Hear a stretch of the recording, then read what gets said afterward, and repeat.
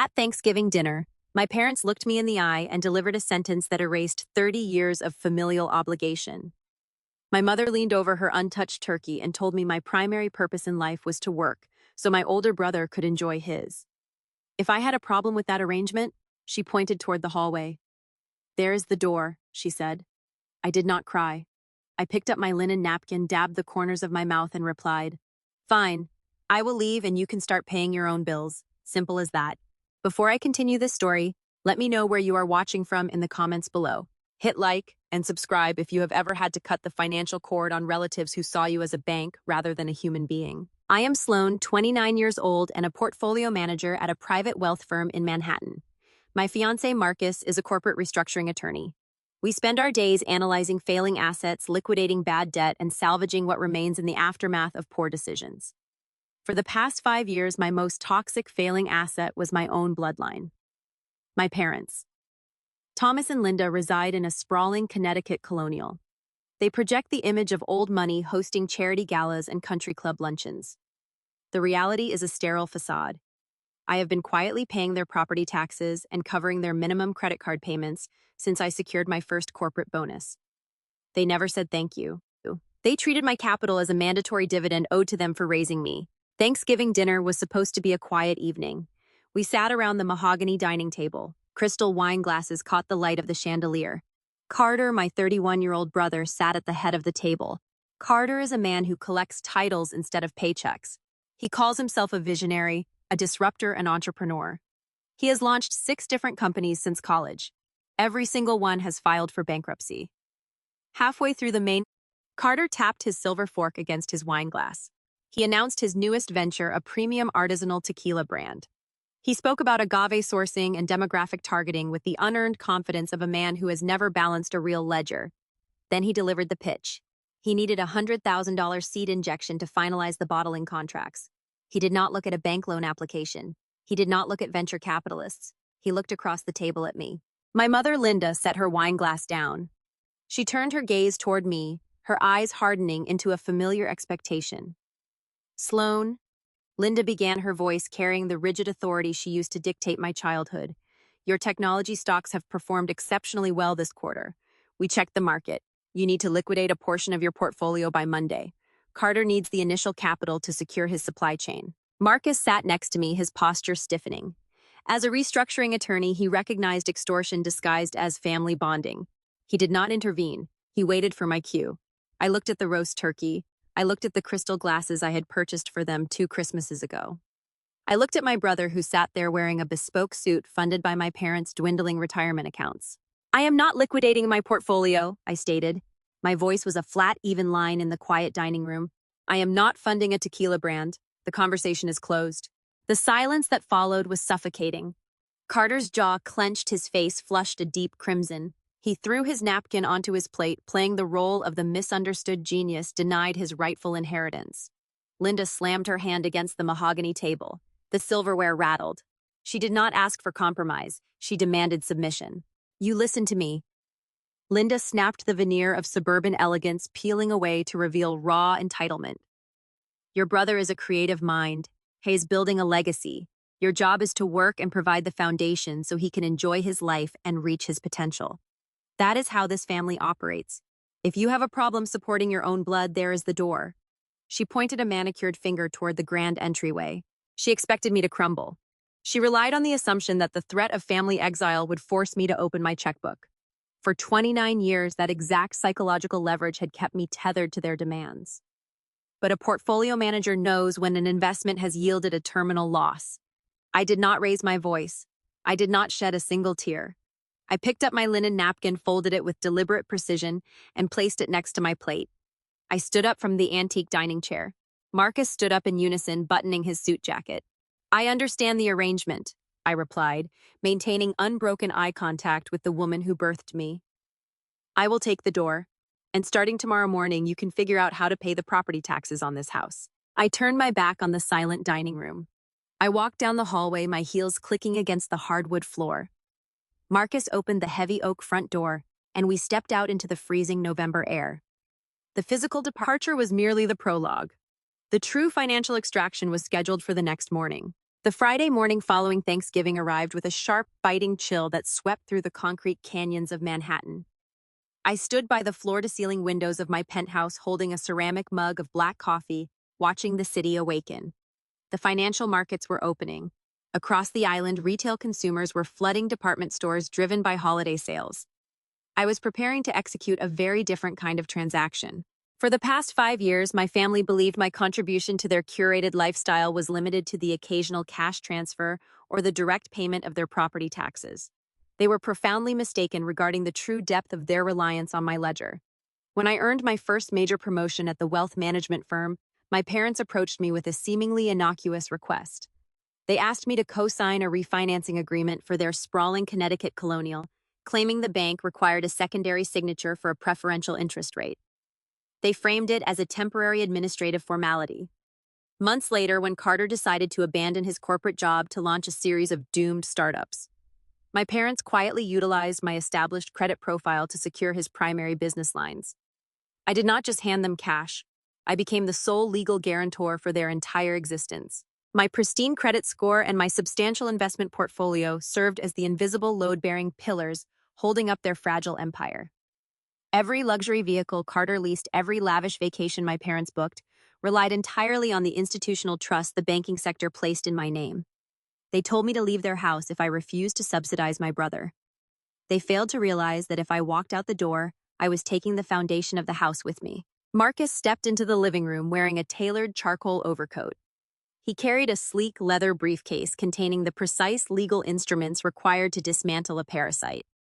As a corporate restructuring attorney, Marcus spends his days severing toxic liabilities from healthy companies. Today, he was applying that exact expertise to my personal life. We left the apartment and walked 2 blocks to the central flagship branch of our primary financial institution. The interior of the bank was a study in hushed, sterile wealth. Marble floors, acoustic paneling, and the faint scent of polished leather created an environment designed to project stability. We bypassed the standard teller queues and took the private elevator to the executive wealth management floor. My dedicated account director, a seasoned banker named Sterling, waited for us in a glass-walled conference room. He had prepared the documents Marcus requested the previous night. Sterling slid a thick stack of printed contracts across the polished mahogany table. He possessed the refined, neutral expression of a man accustomed to witnessing the messy intersections of wealth and family politics. He folded his hands, looking directly at me. "Sloan," Sterling began, his voice maintaining a low professional cadence. "We have prepared the indemnification and withdrawal forms. By signing these documents, you are formally revoking your status as the guarantor on the primary mortgage for the Connecticut property, as well as severing your backing from the 3 commercial credit lines associated with your brother's business entities." Marcus leaned forward, tapping a silver pen against the table. "Are there any mandatory grace periods required by the lending department before the withdrawal takes effect?" "None," Sterling confirmed. "Because the primary account holders have exhibited a high debt-to-income ratio, the bank risk algorithms will process her withdrawal immediately. However, Sloan, I must advise you on the chain reaction this will cause." I took a sip of the sparkling water provided on the table. "Tell me, without your portfolio serving as collateral," Sterling explained, tapping his tablet, "the institutional risk management system will instantly reclassify their accounts. The mortgage will be flagged for insufficient backing. Your brother's business lines will be categorized as unsecured high-risk debt.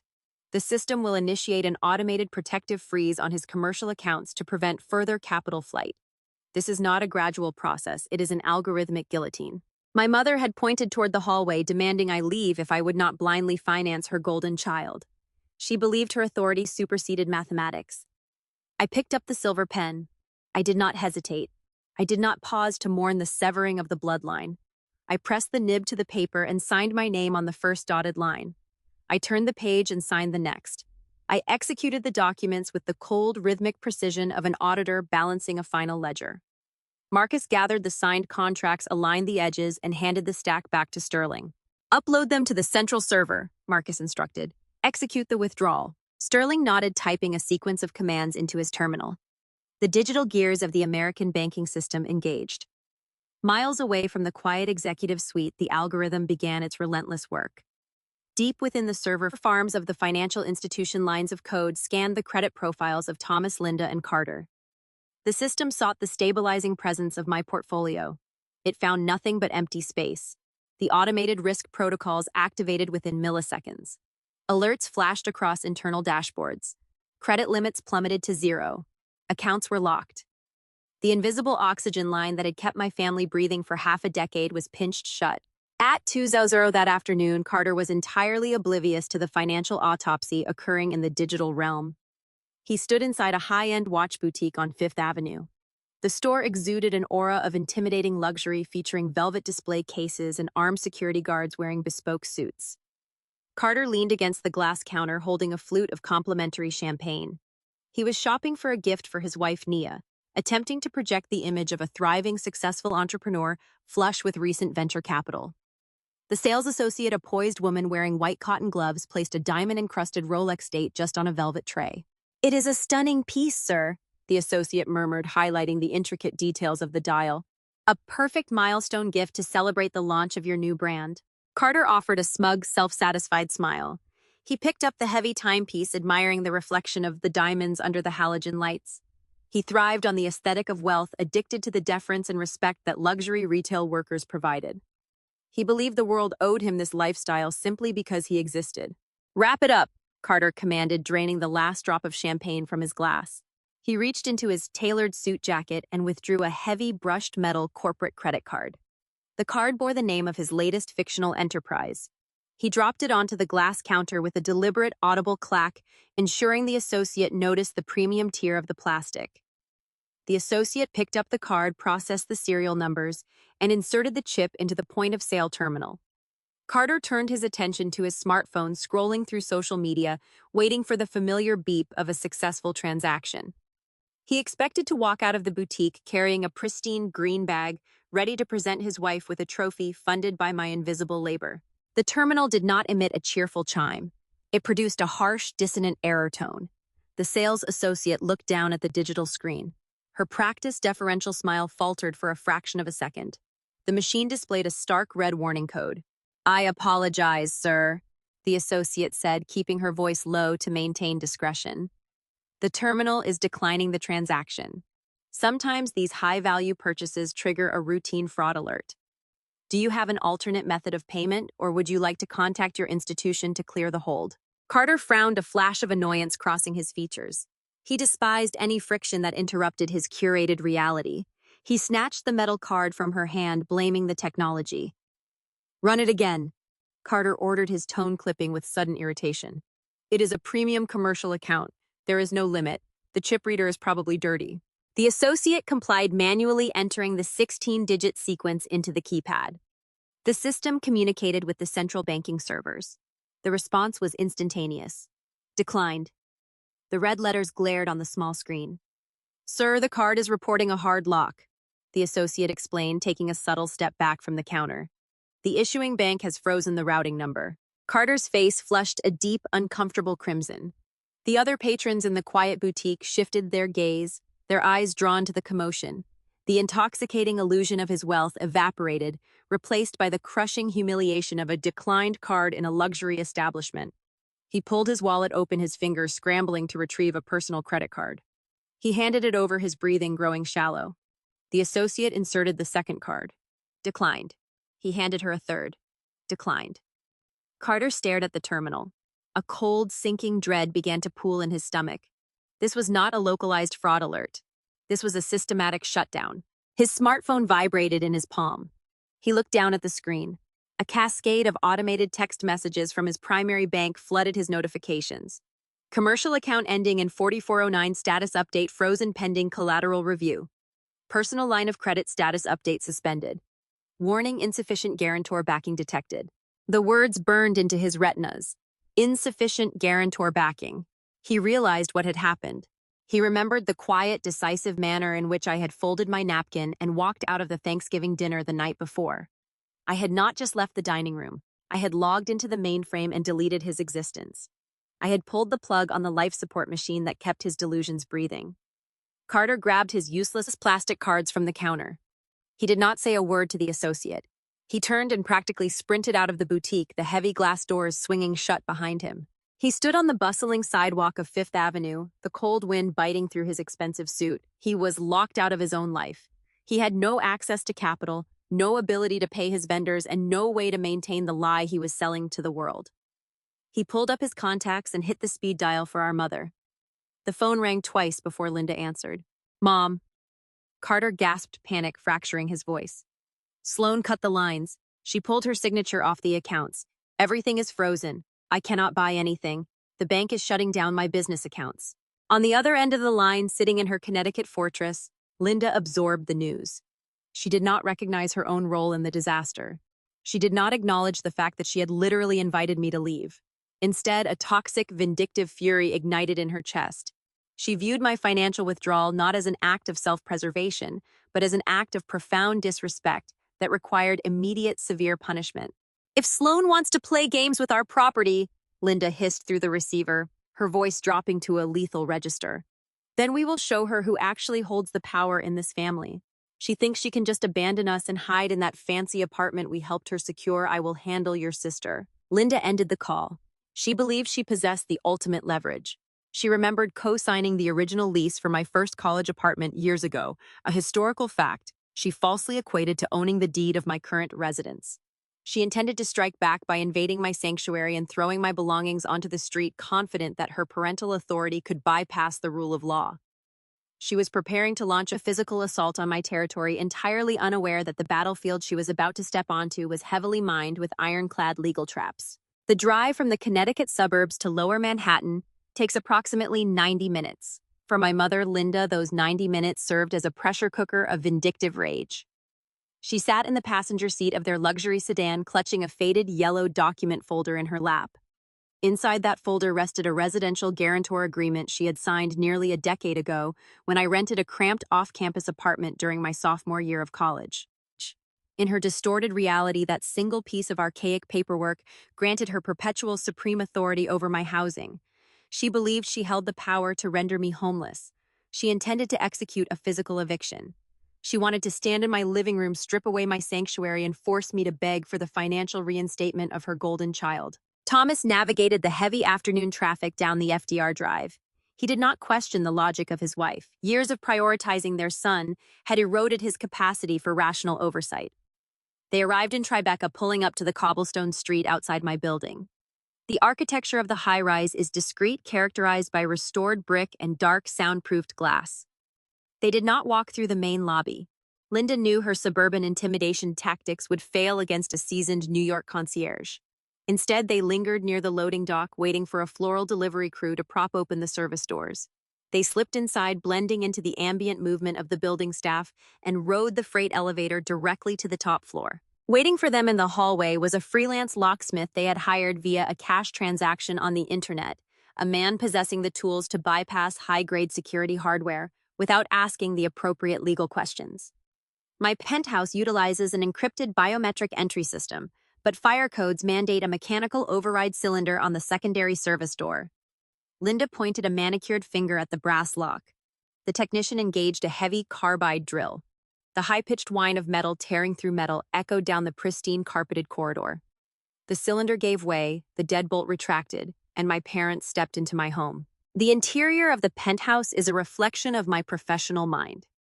It is orderly, minimalist, and unforgiving. Floor-to-ceiling windows offer an unobstructed view of the Hudson River. Custom furniture rests on wide plank oak floors. It is a space funded entirely by my own capital, untainted by their influence. Linda felt a surge of arrogant triumph. She viewed my success not as an achievement to be proud of, but as a stockpile of resources she had every right to plunder. She marched into the living room, her heels clicking aggressively against the hardwood. She grabbed a cashmere throw blanket from the sofa. She picked up a heavy geometric bronze sculpture from the coffee table. Thomas followed her lead, grabbing a stack of first-edition architecture books. They hauled the items out into the elevator vestibule, dropping them onto the carpet. They were constructing a visual display of dominance. They planned to drag my wardrobe, my artwork, and my furniture into the public corridor, waiting for me to arrive so they could deliver their ultimate demand: reauthorize Carter or lose your home. 10 blocks away. Marcus and I were sitting in a quiet sushi restaurant, finalizing the review of the bank withdrawal confirmations on his tablet. My smartphone rested face up on the slate table. The screen illuminated. A silent push notification flashed across the display. Perimeter breach detected. Secondary service door override engaged. I did not gasp. I did not drop my chopsticks. I tapped the notification, accessing the encrypted feed from the hidden cameras integrated into the ceiling fixtures of my entryway. The high-definition video buffered for a fraction of a second. The screen displayed Linda hauling my winter coats out of the hall closet and tossing them onto the floor. I turned the phone, sliding it across the table toward Marcus. He looked at the live feed, his eyes narrowed, analyzing the footage with the cold precision of a prosecutor witnessing a felony in progress. They bypassed the digital lock, Marcus stated, placing his cloth napkin on the table. That elevates the situation from a family dispute to breaking and entering. Call the precinct, I replied, standing up and retrieving my coat. Request a silent dispatch. Tell them an unauthorized intrusion is currently underway at my address. We left the restaurant and hailed a car. The ride took 6 minutes. I did not feel fear. I felt the singular, focused clarity of an executive preparing to neutralize a hostile threat. My parents believed they were disciplining a disobedient child. They were about to discover they had just breached a heavily fortified corporate asset. We stepped out of this elevator into the private vestibule of my floor. The hallway was littered with my belongings, the bronze sculpture, the cashmere blankets, a pile of designer shoes. Linda stood in the center of the mess, holding one of my silk blouses on a velvet hanger. She heard the chime of the elevator doors and turned around, her face twisting into a smug, victorious sneer. Thomas stood behind her, crossing his arms, attempting to project patriarchal authority. "You thought you could embarrass your brother and walk away scot-free," Linda announced, her voice echoing in the narrow corridor. "You thought cutting off his cards would force us to respect you. You live under our rules, Sloan. I signed the guarantor paperwork for your housing. I hold the power to terminate your residency. Pack the rest of your things. You are evicted." She held up the yellowed, faded piece of paper, the college lease agreement from nearly a decade ago. I looked at the wrinkled document. I looked at the pile of my belongings scattered on the floor. I walked slowly toward her, stopping just 2 feet away. I maintained a rigid, unyielding posture, forcing her to look up to meet my gaze. "That document was signed 9 years ago for a rental unit in New Haven," I stated, my voice dropping into a register of pure, freezing calm. "You are currently standing in Tribeca," Linda scoffed, waving a dismissive hand. "It does not matter. We established your credit history. We are your financial sponsors. This apartment is ours by proxy." Marcus stepped forward, retrieving a digital tablet from his leather briefcase. He tapped the screen, pulling up a specific public registry document, and held it out for my parents to see. "Sloan does not lease this unit," Marcus explained, delivering the facts with lethal legal precision. "She does not pay rent. This property is owned by Ironwood Holdings, a limited liability company registered in the state of Delaware. Sloan is the sole managing member and 100% equity owner of Ironwood Holdings. She holds the deed to this penthouse. Furthermore, she recently acquired the 2 units directly below this one. She owns the top 3 floors of this building." The smug expression vanished from Linda's face, replaced by a sudden hollow confusion. She stared at the digital deed displayed on the tablet. Her brain struggled to process the arithmetic.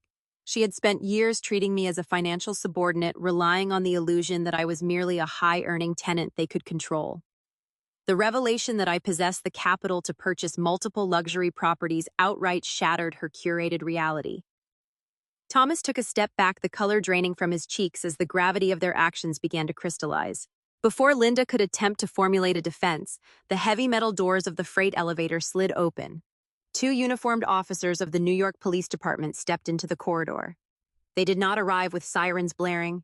They moved with the deliberate, heavy authority of law enforcement responding to a confirmed residential breach. Their hands rested near their utility belts as they surveyed the scattered belongings and the broken lock on the service door. "Who reported the intrusion?" the lead officer asked, his eyes scanning the group. "I did," I replied, handing my physical identification to the officer. "I am the property owner. These 2 individuals bypassed my secondary lock and began removing my personal assets without authorization." Linda panicked. The suburban entitlement flared up a desperate defense mechanism against the approaching legal consequences. She stepped toward the officers, pointing an accusing finger at me. "Officers, this is a ridiculous misunderstanding," Linda shrilled, her voice raising an octave. "I am her mother. This is a private family dispute regarding a housing arrangement. We have every right to be here to collect our property. She is being hysterical." The officer did not flinch. He did not care about the biological connection. He operated on a strict diet of documented proof. He looked at Linda, his expression impassive. Ma'am, do you have a key to this residence? Linda hesitated, her hand dropping to her side. No, but I have a document. Do you possess a piece of state-issued identification listing this address as your primary residence? The officer continued, cutting off her excuse. No, Thomas muttered, staring at the floor. The officer turned to me. I handed him Marcus's tablet displaying the deed of ownership and the corporate registry matching my identification. The chain of custody was undeniable. The officer unclipped a citation pad from his belt. The physical confrontation was officially terminated by the swift, unbending weight of the penal code. Because you share a biological relationship and there is no prior restraining order on file, I will exercise discretion and forego physical detainment, the officer stated, clicking his pen. However, you are in direct violation of the penal law regarding criminal trespass in the third degree. You are both receiving formal citations. You will be required to appear in municipal court. If you return to these premises without explicit authorization from the deed holder, you will be arrested on site. Linda's jaw dropped. The reality of the citation hit her like a physical blow. She, a woman who hosted charity galas and obsessed over social standing, was being processed like a common vandal in the hallway of a Manhattan high-rise. The humiliation deepened as the door to the adjacent penthouse opened. A prominent hedge fund executive, a man who frequently attended the same philanthropic circles my parents desperately tried to infiltrate, stepped out into the hall. He paused, holding a leather briefcase, observing Linda and Thomas signing criminal citations under the watchful eyes of the police. He offered me a brief, respectful nod, then continued to the elevator, carrying the visual evidence of my parents' disgrace down to the financial district. The officers escorted Linda and Thomas toward the freight elevator. They did not allow them to collect the belongings they had thrown onto the floor. My parents walked in silence, their shoulders slumped, the oppressive weight of their failure pressing down on them. They came to conquer my sanctuary, and they were leaving with criminal records. Marcus and I stepped into my penthouse, the broken service door resting slightly ajar behind us. The adrenaline of the confrontation began to settle, replaced by the cold, calculating environment of my living room. Marcus walked over to the custom wet bar and poured 2 glasses of sparkling water. He handed one to me, his brow furrowed in deep analytical thought. Your parents acted with extreme, reckless desperation today, Marcus noted, staring out at the river. Risking a felony charge over a canceled credit line is an irrational escalation. It implies the financial deficit Carter is facing is not a mere inconvenience. It is a catastrophic emergency. I took a sip of the water, the pieces of the puzzle aligning in my mind. If Carter's tequila brand was a legitimate startup, I reasoned, my voice quiet but sharp, he would have secondary capital. He would have angel investors or a bridging loan to cover a sudden freeze in his primary accounts. But he panicked immediately. He called Linda in tears within an hour of the cards declining. Marcus turned to face me. A legitimate business survives a frozen credit line. A fraudulent operation collapses overnight. The physical threat against my home was neutralized, but the war had just shifted into a new theater. Carter was not a struggling entrepreneur. He was hiding a massive toxic liability, and he was using my parents' resources to fund the illusion. It was time to stop reacting to their tantrums. It was time to dismantle the fictional empire Carter had built brick by fraudulent brick. I walked over to my desk and powered on my laptop. The forensic audit of his luxury beverage brand was about to begin. The glow of my dual monitors illuminated the dark expanse of my home office. Outside the floor-to-ceiling windows, the Manhattan skyline glittered with the distant lights of a million other lives. But my focus remained locked on the digital ledgers glowing on the screens. The physical confrontation in my hallway earlier that afternoon had severed the last fragile thread of biological loyalty I harbored toward my parents. Linda and Thomas had attempted to claim my sanctuary. They failed. Now I was stepping into my designated arena. I am a portfolio manager. I dismantle failing financial structures for a living.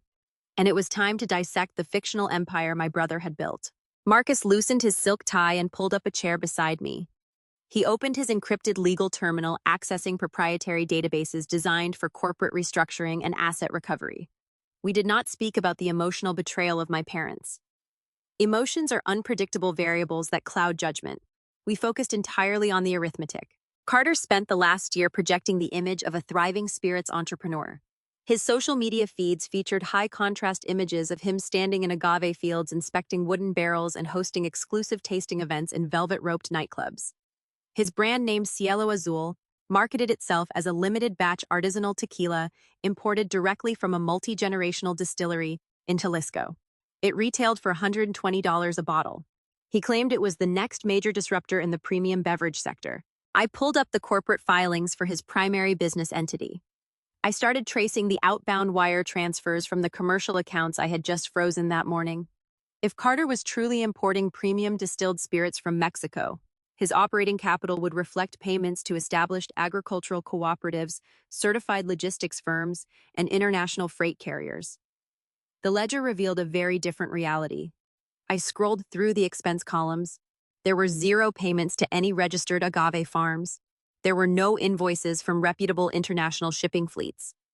Instead, I found a repetitive sequence of high-volume wire transfers directed to a commercial warehouse facility located in an industrial park near the Texas border. The recipient company was a generic bulk liquid supplier, an entity that primarily dealt in industrial-grade ethanol and synthetic food flavorings. I pointed at the screen, my finger tracing the digital trail. "Look at the shipping manifests," I instructed. "He is not importing premium tequila.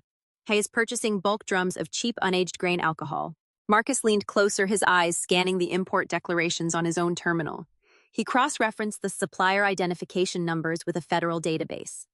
"This facility does not even hold an export license for distilled blue agave," Marcus stated, the clinical detachment in his voice highlighting the severity of the discovery. "They sell base liquid. He is trucking raw, unrefined ethanol across the border in industrial vats." The scope of the illusion began to crystallize. Carter was not a visionary entrepreneur. He was running a sophisticated counterfeiting operation. He was importing bottom-tier alcohol, renting a cheap bottling facility in New Jersey, and printing counterfeit labels claiming the product was authentic artisanal tequila. But the fraud extended beyond deceptive marketing. The beverage industry in the United States is heavily regulated by federal authorities. Every imported spirit must pass rigorous health and safety inspections. Marcus pulled up the compliance registry for the Food and Drug Administration. He ran a search for Cielo Azul. The system returned 0 results. "He is bypassing federal health inspections," Marcus murmured, typing rapidly. "He is slapping forged FDA compliance stickers on bottles of synthetic ethanol.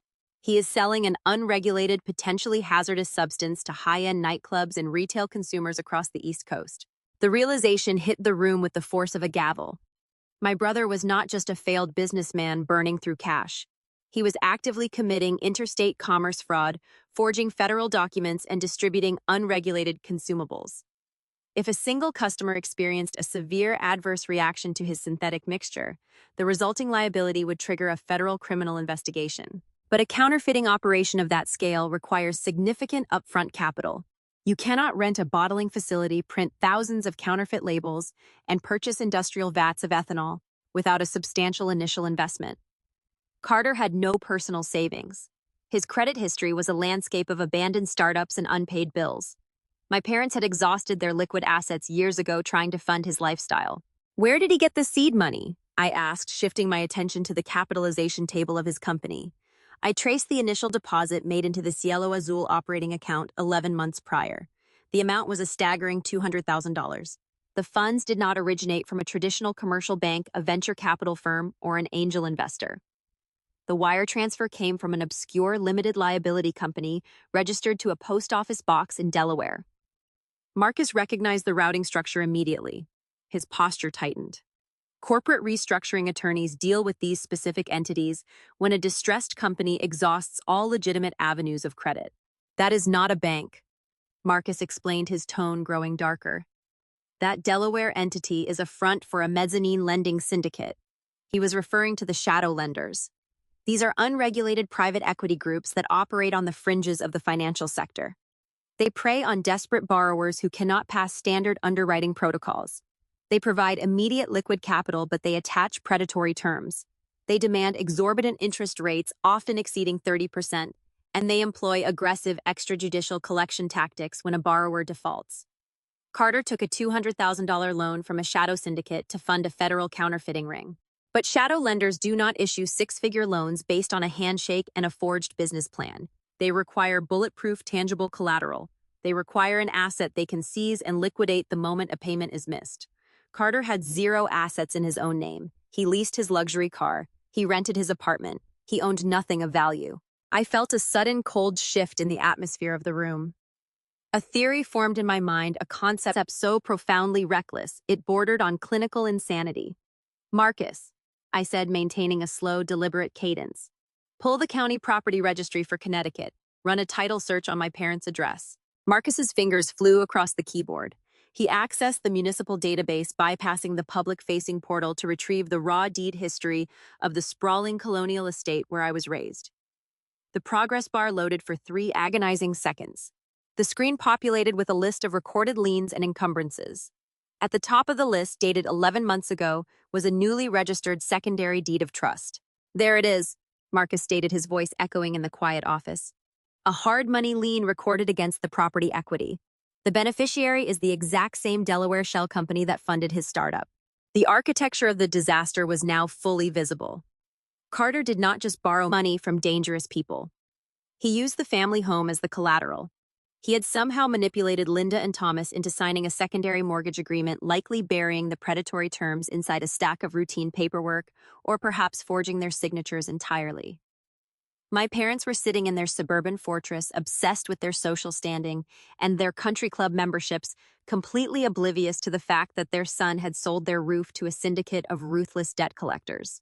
And earlier that morning, I had severed the only financial safety net keeping that loan afloat. By freezing Carter's commercial accounts, I had unknowingly cut off his ability to pay the monthly interest premium to the shadow lenders. The automated grace period would expire in a matter of days. Once the payment bounced, the syndicate would not send polite reminder letters. They would initiate an expedited foreclosure process. They would seize the Connecticut property, evict my parents, and liquidate the asset to recover their capital. Linda and Thomas had driven to my penthouse to throw my belongings onto the street. They had no idea they were mere weeks away from losing their own home to the very son they demanded I subsidize. I leaned back in my ergonomic chair. I processed the sheer magnitude of the liability my family had engineered. A normal sibling might pick up the phone, call their parents, and warn them about the impending loss of their home. A normal sibling might attempt to intervene to negotiate with the syndicate, or to draft a bailout plan to prevent the family from experiencing absolute ruin. I did not reach for my phone. I closed the property registry tab. Carter is currently bleeding cash. I observed, analyzing the variables. His accounts are frozen. The syndicate is going to demand their premium by the end of the month. He cannot sell his counterfeit tequila fast enough to cover the margin. He needs an immediate massive injection of legitimate capital to replace the frozen funds and keep the shadow lenders away from the house. Marcus nodded, pulling up Carter's digital calendar, which remained linked to a shared family server I had never bothered to disconnect. He is scheduled to deliver a formal pitch meeting on Monday morning, Marcus revealed, reading the itinerary. He is meeting with the acquisition team at Empire Beverage Distributors. He is seeking a $2 million distribution contract to scale his brand across the eastern seaboard. If he signs that contract, he gets a cash advance. He can use the advance to pay off the syndicate and keep the fraud running. I stared at the name of the distribution company on the screen, Empire Beverage Distributors. The irony of the situation was a masterpiece of corporate timing. Empire Beverage was not just a random logistics firm. They were a publicly traded entity, and their primary institutional shareholder was the exact wealth management firm where I operated as a portfolio director. I personally managed the risk assessment profiles for their quarterly acquisitions. They relied on my specific department to vet their investments and prevent them from absorbing toxic assets.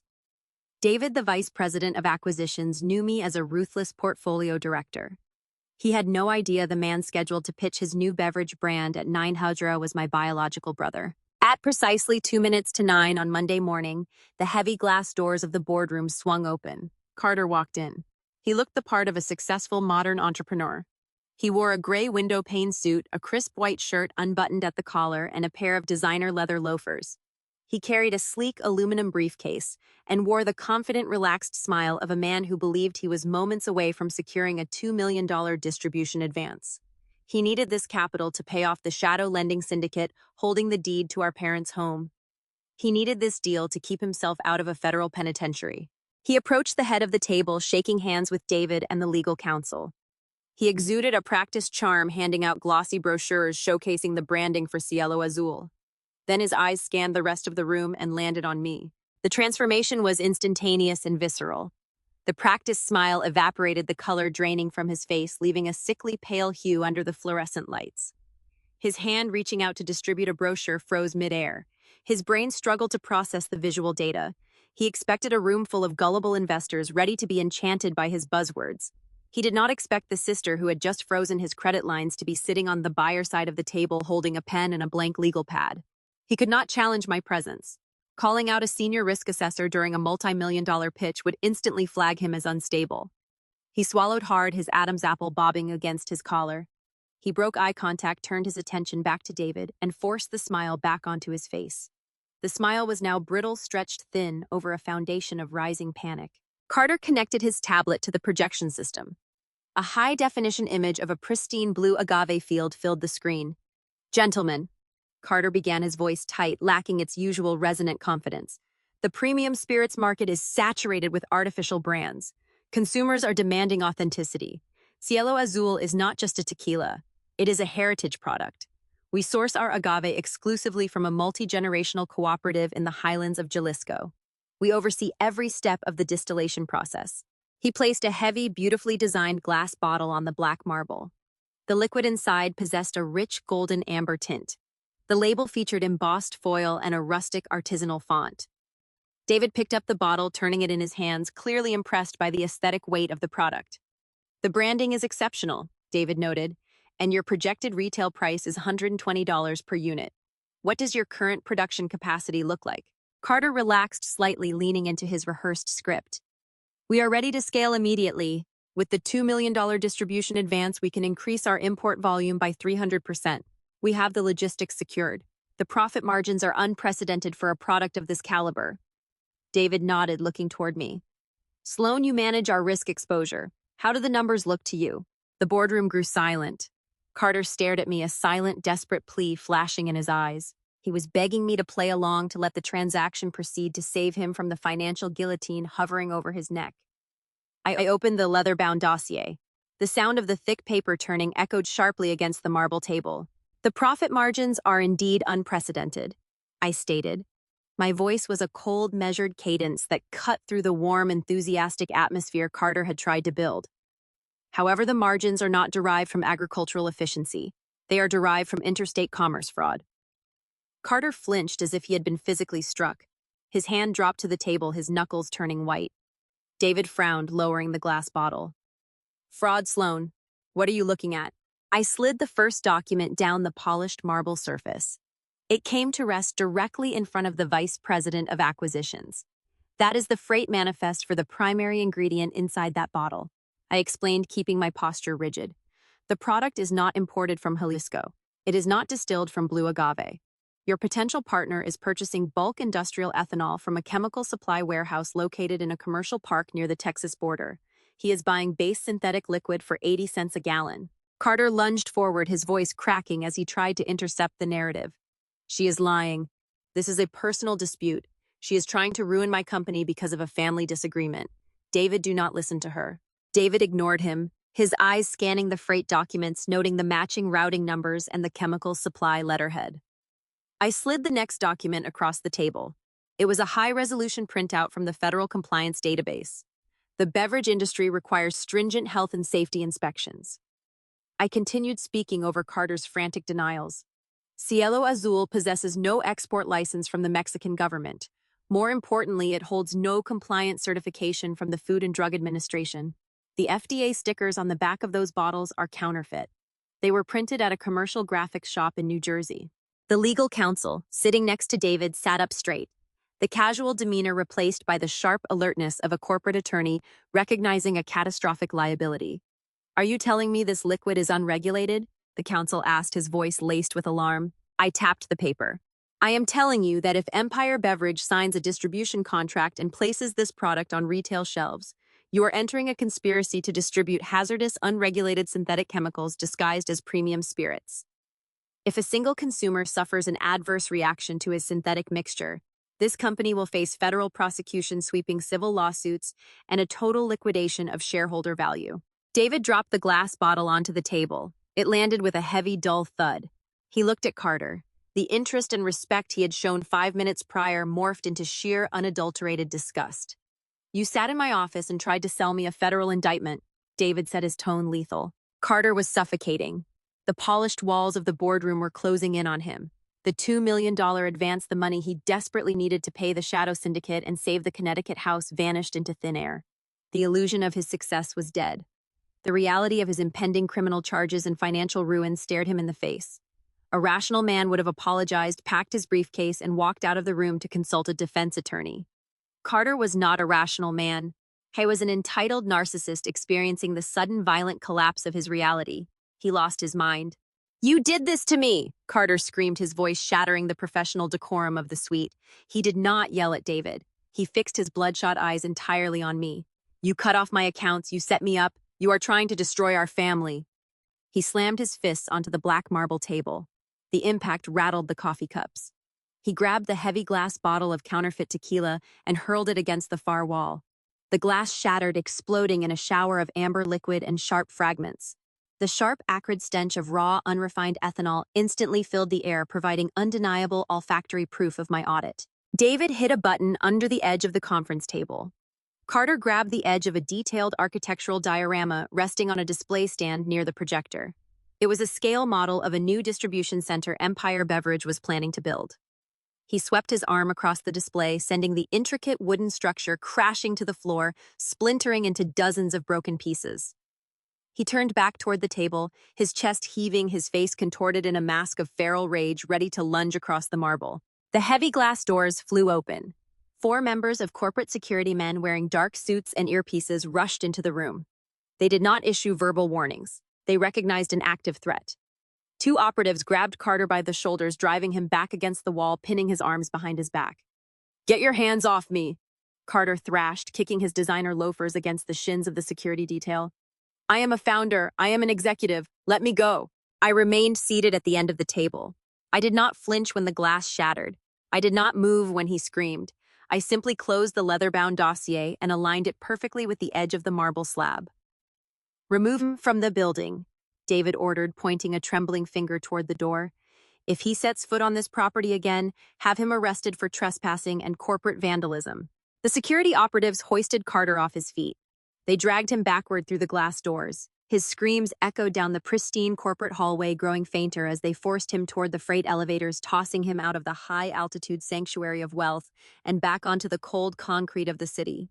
The boardroom fell silent, save for the sound of liquid ethanol dripping down the wall. David let out a long, heavy exhale. He looked at me, running a hand over his face. "Sloan," David said, his voice unsteady. "You just saved this entire company from a catastrophic federal investigation. I do not know how you flagged that entity so quickly, but your firm earned its retainer today." I picked up my pen and slid it into my pocket. "It is my job to identify toxic assets before they infect the host." I stood up, offered a polite nod to the legal counsel, and walked out of the boardroom. The corporate demolition was complete. Carter was now standing on a sidewalk in Midtown Manhattan, locked out of his accounts, stripped of his fraudulent company, and carrying a ticking time bomb of shadow debt. But my brother did not live alone. He shared a luxury apartment with a woman who believed she was married to a self-made millionaire. His wife, Nia, was a successful art curator, a woman who operated with her own independent wealth and pristine credit. As Carter scrambled to find a new host to drain, I knew exactly who he would target next. The financial contagion was spreading toward her doorstep, and it was time to provide my sister-in-law with a brutal financial awakening before she became collateral damage. The physical removal of my brother from the executive boardroom of Empire Beverage Distributors was a necessary corporate intervention. However, a parasite severed from its primary host does not simply wither away in isolation. It immediately scrambles to find a secondary source of nourishment. Carter had lost his fabricated tequila company, his $2 million distribution advance, and his access to my credit profile. He was standing on the street in Midtown Manhattan, cornered by his own shadow debt. He needed a new guarantor to feed to the syndicate, and he targeted the closest available asset, his wife, Nia. Nia was a formidable woman. At 30 years old, she operated as the head curator for a prominent contemporary art gallery in Chelsea. She was an African-American woman who had built an impeccable reputation through sharp intellect, relentless networking, and an uncompromising eye for authenticity. She possessed her own independent wealth, a pristine credit score, and a lucrative career. Carter had spent their entire 3-year relationship feeding her a carefully constructed illusion. He portrayed himself as a self-made visionary, a man whose ambition matched her own. He relied on her demanding work schedule to keep her away from his actual ledgers. When Carter returned to their shared luxury apartment after his ejection from the corporate tower, he did not confess to federal fraud. He spun a narrative of victimhood. He told Nia that he was on the verge of signing a historic contract only for his vindictive, jealous sister to walk into the room and sabotage the deal out of pure spite. He framed my actions as a malicious family vendetta, claiming I had manipulated the executives to steal his success. Nia believed him. Her instinct was to protect her husband, to defend the man she thought she knew against a toxic sibling. She found my number in his contact directory and demanded an immediate meeting. I agreed to meet her at a minimalist coffee shop situated 2 blocks from her gallery. The environment was quiet, characterized by exposed brick and polished concrete. I arrived 10 minutes early, carrying a slim leather portfolio. I secured a table in the back corner, ordering a black espresso. Nia walked through the glass doors right on time. She wore a tailored camel trench coat over a structured black dress, her presence commanding the space. She spotted me, her expression hardening into a mask of restrained hostility, and marched toward the table. She did not order a beverage. She sat down, crossing her arms, fixing her gaze on me with the intensity of an interrogator. "You are a deeply troubled person, Sloan." Nia began, her voice tight, maintaining a volume low enough to avoid a public scene, but sharp enough to convey her fury. Carter came home shattered. He spent a year building that brand. He had the investors lined up, and you walked into that boardroom and destroyed his reputation out of petty sibling jealousy. "I knew your parents were demanding, but I never realized you were this venomous." I did not interrupt her. I let her vent the frustration Carter had strategically aimed in my direction. I observed the precise cut of her coat, the quality of her jewelry, the markers of a woman who worked tirelessly for her standard of living. She was defending a ghost. "Are you finished?" I asked, my tone even devoid of any defensive edge. Nia narrowed her eyes, expecting me to yell or offer a frantic justification. "I am just getting started," she snapped. "I am contacting our lawyers. We are looking into a defamation suit. You cannot slander his business and walk away." I reached for the slim leather portfolio resting on the table. I unzipped the compartment. "You spend your life authenticating art, Nia," I stated, sliding a stack of printed documents onto the slate table. "You examine brushstrokes. You analyze provenance. You identify forgeries for a living. I suggest you apply that exact same scrutiny to your husband." I pushed the papers across the table. They were not the freight manifests or the fake FDA labels I had presented at Empire Beverage. Marcus and I had spent the previous evening running a localized forensic audit on the shared assets Carter possessed with his wife. Nia looked at the documents. She did not want to read them, but her innate analytical nature forced her eyes downward. The top page was a bank statement. "That is your joint high-yield savings account," I explained, keeping my voice low and rhythmic. "The account where you deposit your gallery commissions to save for your future property investments. Look at the withdrawal column for the past 90 days. Nia's brow furrowed. She scanned the dates and the figures. Her breath hitched. The numbers on the page indicated a systematic, relentless drain.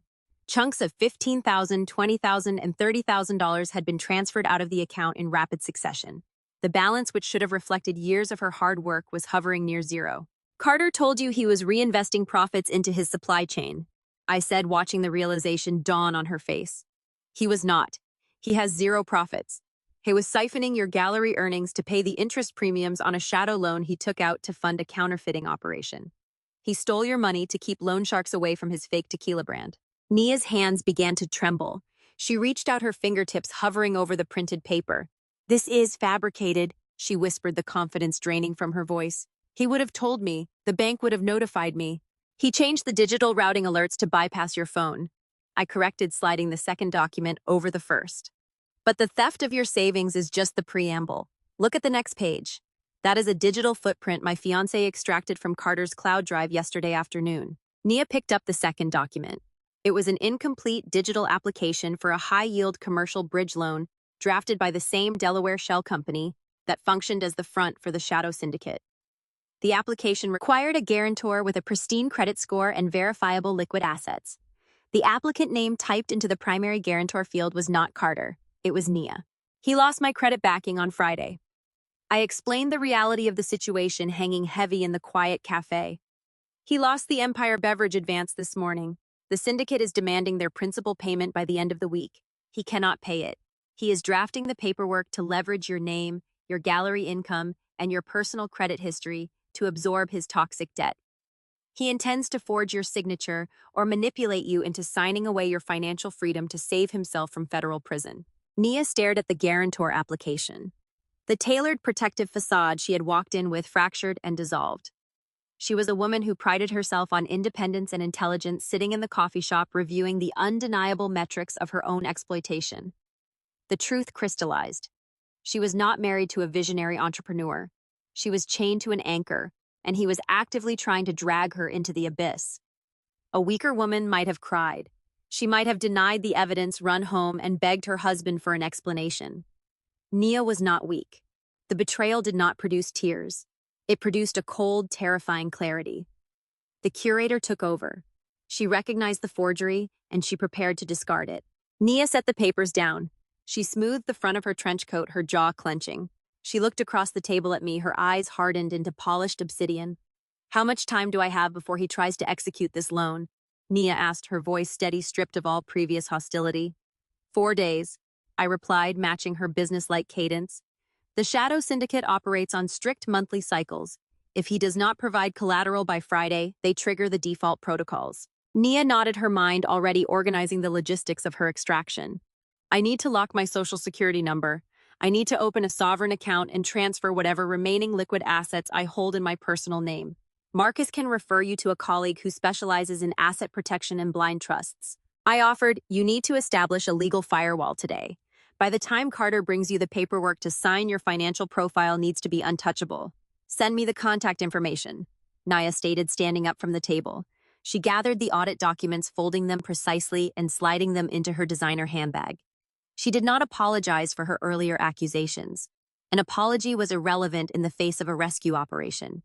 We were no longer adversaries. We were two independent women who had successfully identified a shared parasite. "I will handle Carter at the apartment," Nia added, looking down at me. "He will not get a single cent of my capital." She turned and walked out of the coffee shop, her stride purposeful and aggressive. She was heading straight to a law firm to sever her liabilities and prepare her exit. I watched her through the glass window, finishing the last sip of my espresso. Carter had played his final card. He had no access to my portfolio, he had no distribution contract, and now he had a wife who was actively building a legal fortress to lock him out of her wealth. He was entirely isolated, stripped of every host he had ever relied upon. But a shadow syndicate does not care about personal isolation or ruined marriages. They only care about collateral. With Carter unable to secure new funding, and with Nia rendering herself legally untouchable, the debt collectors would immediately pivot to the only tangible asset left on the ledger. The countdown had started. The syndicate was about to bypass the sun and aim their crosshairs directly at the sprawling Connecticut estate, delivering a catastrophic reality check to the parents who believed they were untouchable. The financial sector operates on a rigid, unforgiving chronological schedule. It takes exactly one billing cycle for the architecture of a hidden debt to collapse when the primary source of funding is severed.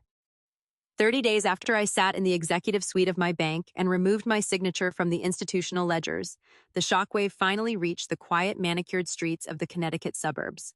The morning arrived with a layer of frost coating the manicured lawns of my parents' neighborhood. Inside the sprawling colonial estate, the environment projected an illusion of enduring stability. Thomas sat at the kitchen island, sipping a dark roast coffee, scrolling through the sports scores on his tablet. Linda stood near the marble countertops, arranging imported orchids in a crystal vase. They were living in a fortress funded by decades of my invisible labor, entirely oblivious to the fact that the structural integrity of their home had been fatally compromised. The disruption did not arrive with a dramatic phone call or a sudden alarm. It arrived in the form of a United States Postal Service carrier walking up their cobblestone driveway. The carrier rang the doorbell. Thomas frowned, annoyed by the interruption of his morning routine. He walked to the foyer and opened the heavy oak door. The postal worker handed him a stiff, legal-sized envelope and presented a digital pad requiring a direct signature for delivery. Thomas scrolled his name across the screen, took the envelope, and closed the door. He walked back into the kitchen, inspecting the return address. It did not bear the logo of their primary mortgage lender or their local community bank. The sender was a limited liability company, registered to a post office box in Delaware, the same obscure shell entity Marcus and I had identified during our forensic audit of Carter's fraudulent operations. Thomas slid a silver letter opener under the flap and pulled out a thick stack of documents printed on heavy stock paper. He unfolded the pages. The bold black text at the top of the first page read, "Notice of default and intent to foreclose." Thomas stopped walking. His eyes locked onto the aggressive typography. He lowered his coffee mug onto the counter, his hand shaking slightly, causing the dark liquid to spill over the ceramic rim. He read the primary paragraph.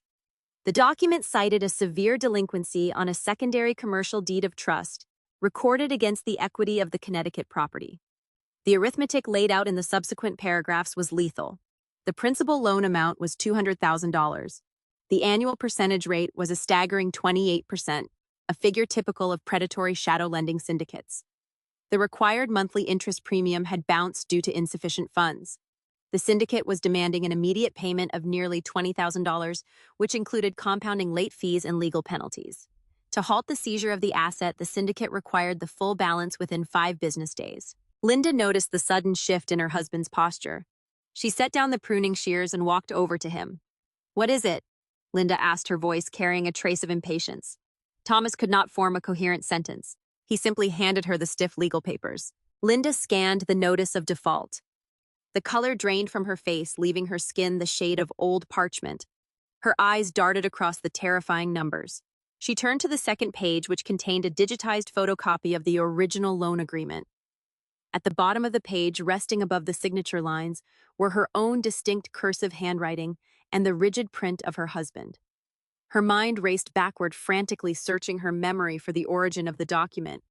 The realization hit her with the force of a kinetic strike. 6 months prior, Carter had visited them for a Sunday brunch. He arrived in a rush wearing a tailored suit carrying a thick leather folio. He claimed that he was securing a commercial lease for a bottling warehouse, and the landlord required character references and secondary residential verification from his family. He placed a stack of dense legal paperwork on the dining table, pointing to the highlighted signature lines, urging them to sign quickly so he could catch a flight to a distributor meeting. They signed the papers without reading a single clause. They trusted their golden child. They assumed they were helping him secure a warehouse. Instead, they had unknowingly authorized a shadow syndicate to place a hard money lien on their primary residence to fund his counterfeiting ring. Thomas lunged toward his tablet resting on the kitchen island. He opened his secure banking portal, accessing their primary retirement accounts. He stared at the screen, the reality of their insolvency crashing down upon him.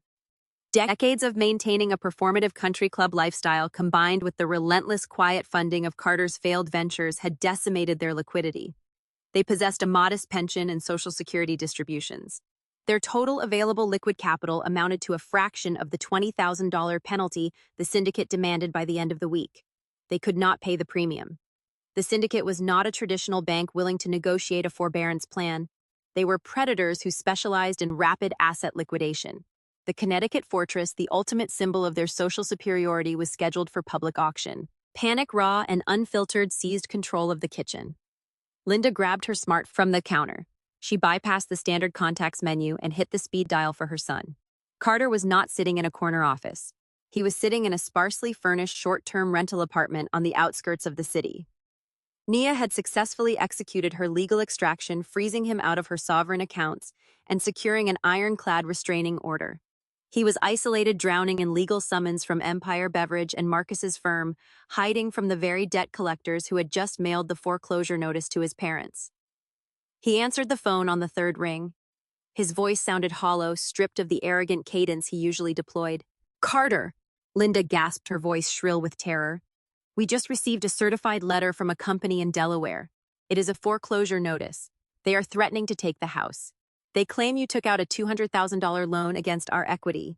Tell me this is a clerical error. Tell me you did not mortgage our home." Carter closed his eyes, pressing the phone against his ear. He was cornered. He had no distribution contract. He had no wealthy wife to drain. He needed to deploy a fabricated narrative immediately to prevent his parents from turning against him. He fell back on his primary survival mechanism. He lied. "Mom, listen to me," Carter began, injecting a tone of manufactured outrage into his voice. "It is a temporary hold. The tequila inventory is stuck at the border.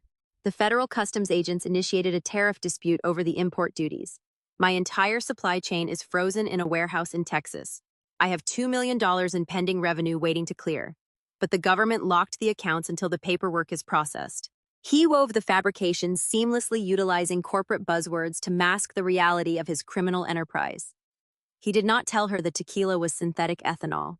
He did not tell her he forged federal compliance stickers. He painted himself as a victim of bureaucratic overreach. But why did they send a foreclosure notice to our house? Thomas shouted, leaning close to the phone receiver.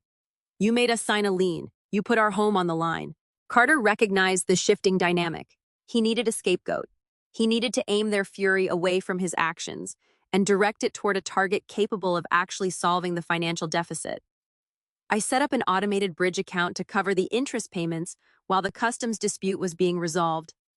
Carter lied, his voice growing sharp with strategic indignation. The money was supposed to route automatically, but Sloan froze my commercial profiles. She pulled her guarantor status out of pure spite because I asked for seed capital at Thanksgiving. When she cut my access, the automated payments bounced. The Delaware company triggered the default protocol because Sloan severed the banking tether. The lie was a masterpiece of manipulation. He took the catastrophic consequences of his own wire fraud and shadow debt and placed the blame entirely on my act of self-preservation. Linda absorbed the narrative instantly.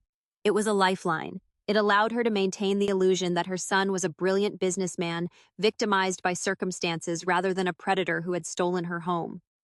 The terror in her chest morphed into a toxic, blinding rage directed squarely at me. She did this! Linda hissed, her knuckles turning white as she gripped the phone.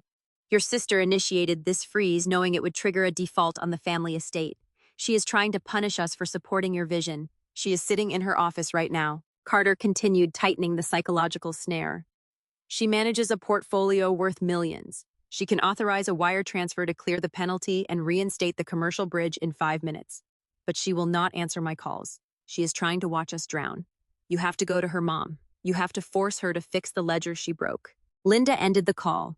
She did not shed a single tear over the impending loss of her home. The prospect of facing a foreclosure auction fueled a desperate, reckless aggression. Thomas looked at his wife, his face pale, unsure of how to navigate the impending ruin. What do? We cannot afford attorneys to fight a Delaware syndicate. We are not fighting a syndicate, Linda declared, marching out of the kitchen and heading toward the grand staircase. We are going to Manhattan. Carter had planted a highly volatile seed in her mind. He convinced her that I prioritized my professional reputation above all else. He calculated that if my parents caused a massive, highly visible disruption at the corporate headquarters of my elite wealth management firm, I would be forced to capitulate and wire the funds simply to avoid a public scandal in front of my senior partners. Linda walked into her expansive walk-in closet. She bypassed her casual attire and selected a structured designer tweed suit. She fastened a string of authentic pearls around her neck. Thomas retrieved his finest cashmere overcoat and a polished silk tie. They were dressing for war. They intended to walk into the financial district wearing the armor of suburban wealth, projecting an aura of untouchable authority. They grabbed the keys to their luxury sedan. They backed out of the cobblestone driveway, leaving the notice of default sitting on the marble kitchen island.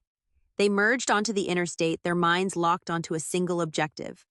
They believed they were driving into the city to execute a hostile negotiation, confident they could use public shame to extort a portfolio manager into paying off a shadow syndicate. They had no conception of the corporate slaughterhouse waiting for them on the other end of the highway. The luxury sedan navigated the narrow, shadowed streets of the financial district, pulling up to the curb outside a towering glass structure. Thomas handed the keys to a valet while Linda adjusted the collar of her designer tweed blazer. They stood on the pavement, taking a moment to absorb the imposing architecture of the building. They were operating under a dangerous delusion. They believed they were walking into my territory armed with the ultimate weapon of parental authority. They assumed the rules of their suburban country club, where social pressure and public shame dictated behavior, would seamlessly apply to the ruthless ecosystem of Wall Street. The wealth management firm where I operate as a portfolio director occupies the top 5 floors of the tower. It is an environment engineered to project unshakable stability. The reception atrium features Brazilian walnut paneling, imported marble floors, and acoustic ceiling baffles designed to absorb sound.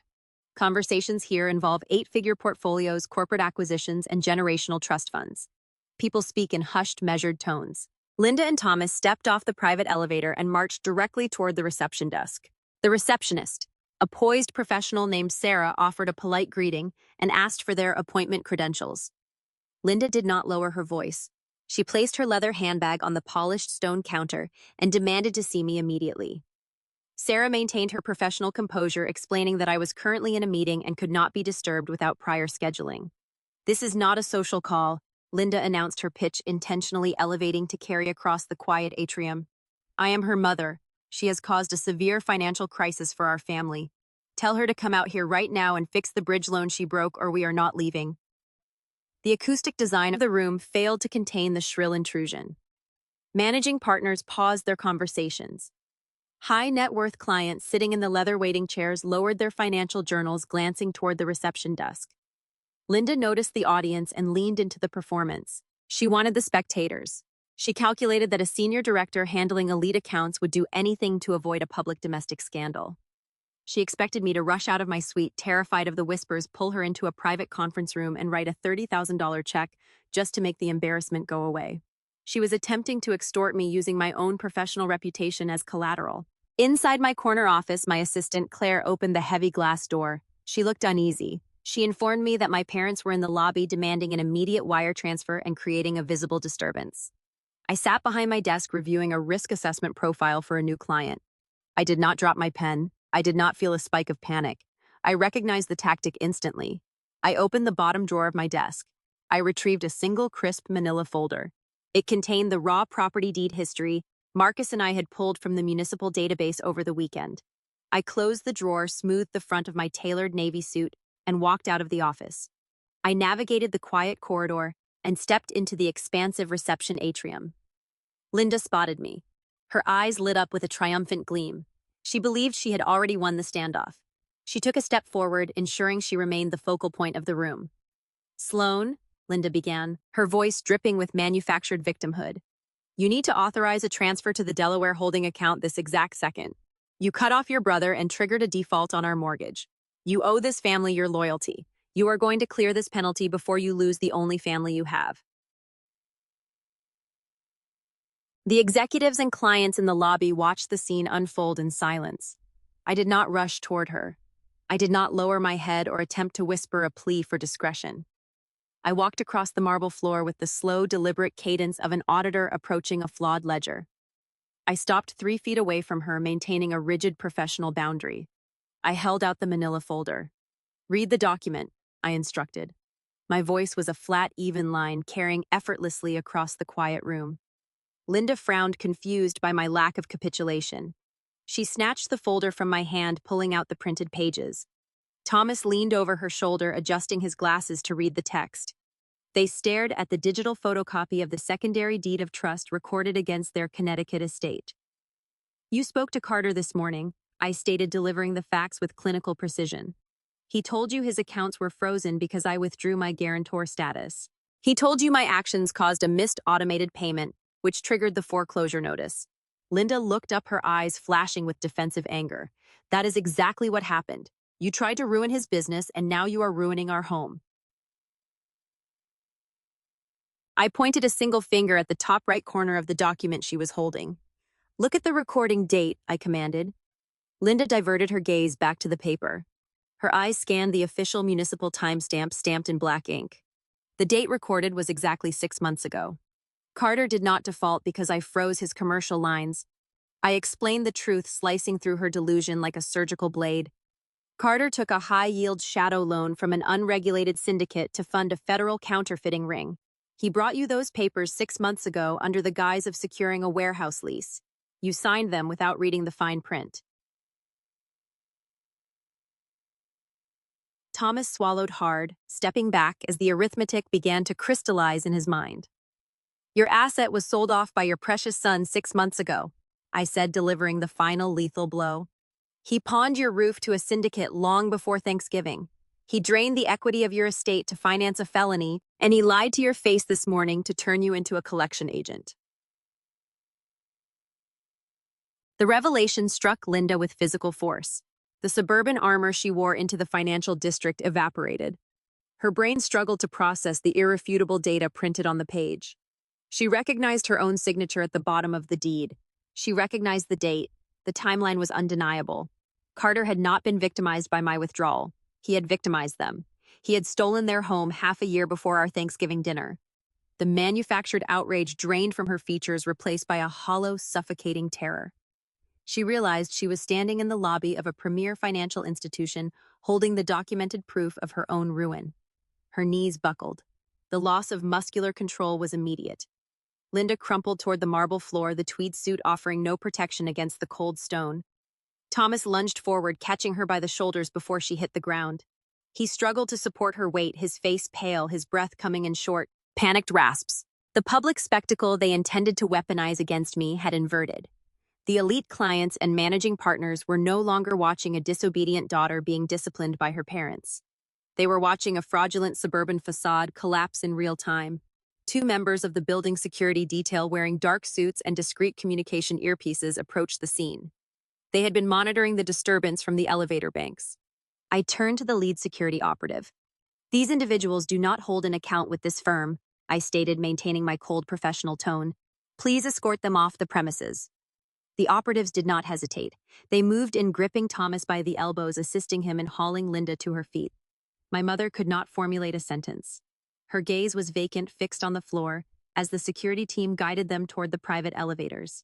They were paraded past the reception desk, stripped of their dignity, and marched out of the high-altitude sanctuary of wealth. I watched the stainless steel doors slide shut, securing the perimeter of my professional life. I turned and walked back to my corner suite, leaving the murmuring lobby behind. The physical ambush was defeated. Linda and Thomas were now riding the elevator down to the street, carrying the heavy realization that their golden child was a financial predator. They had no home to return to. The syndicate would seize the property within days. But a lifetime of conditioning does not vanish in a single afternoon. When a narcissist faces total annihilation, they often cling to the last remaining vestige of their identity. For my parents, that vestige was their social standing. The annual winter gala at their exclusive country club was scheduled for the upcoming weekend. It was the premier event of the season, a gathering of the wealthiest families in the state.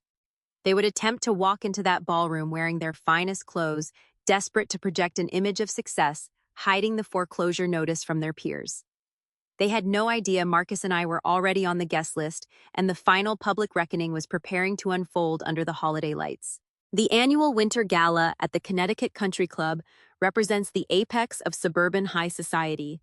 It is an environment meticulously engineered to project generational wealth and unshakable status. A 50-foot spruce tree adorned with crystal ornaments dominates the grand ballroom. A live jazz quartet plays in the corner, providing a sophisticated acoustic backdrop for the clinking of champagne flutes. The guest list comprises local politicians, corporate executives, and surgeons. These are individuals who trade on reputation and operate within a strict hierarchy of perceived financial invulnerability. I attended the gala not as a guest of my parents, but as a primary sponsor. My wealth management firm secures a platinum table every year to entertain our elite clientele residing in the state. I wore a floor-length emerald silk gown. Marcus walked beside me in a bespoke midnight blue tuxedo. We navigated the velvet-carpeted room, exchanging pleasantries with hedge fund directors and estate attorneys. My parents arrived late. Linda wore a beaded designer dress that she had likely purchased on a high-interest department store credit card months prior. Thomas wore his finest tailored suit. They stepped into the ballroom, projecting their usual aura of aristocratic entitlement. Anyone looking at them would see a successful, affluent couple enjoying the holiday season. They hid the reality flawlessly. No one in that glittering room knew they were mere weeks away from a foreclosure auction facing eviction by a syndicate of unregulated debt collectors. When a narcissist is cornered by undeniable failure, they often deploy a preemptive strike to control the narrative. Linda and Thomas knew their financial collapse was imminent. They calculated that if they publicly framed me as a vindictive, ungrateful daughter, they could secure the sympathy of their wealthy peers. They intended to use the pressure of their social circle to extort me, hoping I would write a check just to silence the whispering network. They spotted Marcus and me standing near the main cocktail bar conversing with a prominent state judge and his wife. Linda did not wait for a private moment. She marched directly toward us, pulling Thomas along by the elbow. She intended to commandeer the audience. "Sloan," Linda announced, her voice raised to a specific pitch designed to cut through the ambient jazz music and draw the attention of the surrounding guests. I turned, holding a crystal glass of sparkling water. The judge and his wife paused their conversation, looking at my mother with polite curiosity. "You have a remarkable amount of nerve showing your face here tonight," Linda continued, stopping a few feet away. She placed a hand over her chest, crafting a theatrical display of maternal heartbreak. After what you did to your own brother, after you abandoned this family during the holidays. The strategy was transparent. She was painting a portrait of a cruel corporate executive crushing her struggling visionary sibling. Several guests standing nearby turned their heads. The quiet hum of the ballroom dipped. In this specific social ecosystem, public familial disputes are a rare spectator sport, and the elite audience eagerly leaned in to audit the drama. Thomas stepped forward, attempting to project the stern disappointment of a patriarch. You froze his accounts, Thomas added, shaking his head. You stripped away the funding for his startup just as he was about to launch. We raised you to support your family, Sloan. Instead, you turned your back on us over a petty disagreement. We are struggling to hold everything together because of your selfishness. Linda wiped a manufactured tear from her eye. The surrounding guests exchanged sympathetic glances. The narrative was taking root. The wealthy peers were beginning to view me as the cold-blooded villain of the evening. I did not raise my voice to defend myself. I did not engage in a chaotic shouting match. Engaging emotionally validates the premise of their attack. I remained perfectly still, preparing to dismantle her fiction with the raw data from my forensic audit. But I did not need to speak. Marcus stepped forward. He shifted his posture, aligning himself between me and my parents. He did not look like a defensive fiancé. He embodied the apex predator of the corporate legal world. A restructuring attorney spends his career walking into hostile boardrooms and executing financial terminations. He knows exactly how to weaponize information. Marcus did not whisper. He utilized the trained resonant cadence of a trial lawyer addressing a jury. His voice carried a commanding, authoritative weight that instantly hijacked the attention of every single individual standing within a 30-foot radius. Thomas Marcus began bypassing my mother entirely and locking eyes with my father. Since you have chosen to discuss private financial obligations in an open forum, I have a critical question regarding your current liabilities. Thomas blinked, caught off guard by the formal legal tone. The stern patriarch facade faltered. What are you talking about, Marcus? I am talking about the secondary deed of trust recorded against your primary residence, Marcus stated, projecting his voice clearly across the silent bar area. The judge standing next to me raised an eyebrow, his legal instincts instantly activated by the terminology. I am curious, Marcus continued, his gaze unyielding. When exactly do you plan to settle the $150,000 shadow loan Carter secured under your name? The ballroom went dead silent. The jazz quartet finished a measure and paused, sensing the sudden vacuum of sound in the room. Linda's jaw dropped. The manufactured tear dried instantly on her cheek. Marcus did not let them breathe. He delivered the remaining arithmetic with surgical precision. Your son did not lose a startup because of Sloan, Marcus declared, ensuring the surrounding audience heard every single syllable. Your son forged your signatures to mortgage your estate. He borrowed 6 figures from an unregulated predatory lending syndicate to fund a counterfeit liquor operation. The interest premium bounced because he ran out of stolen capital. That syndicate mailed a notice of default to your doorstep this week.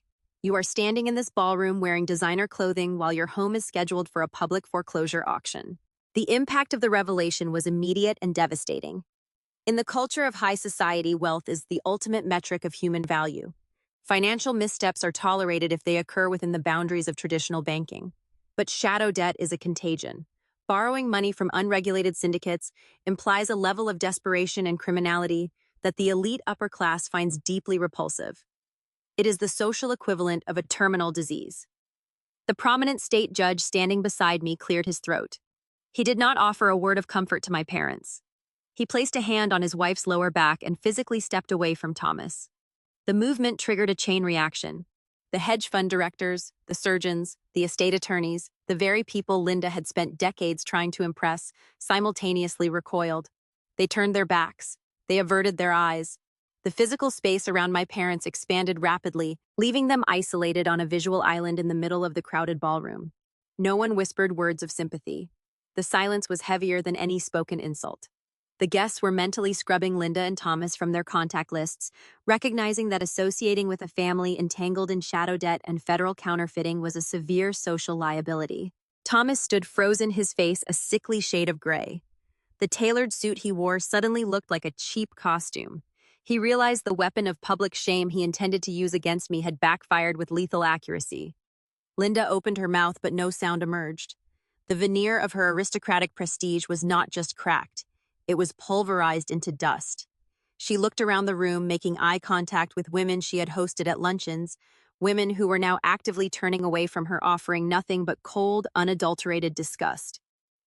"You wanted an audience," Marcus concluded, his tone dropping to a quiet, dismissive register. "You have one. Enjoy the rest of your evening." Marcus offered a brief, polite nod to the judge. He placed his hand on the small of my back, guiding me away from the bar. We walked through the parting crowd, leaving my parents standing alone in the epicenter of their ruined social empire.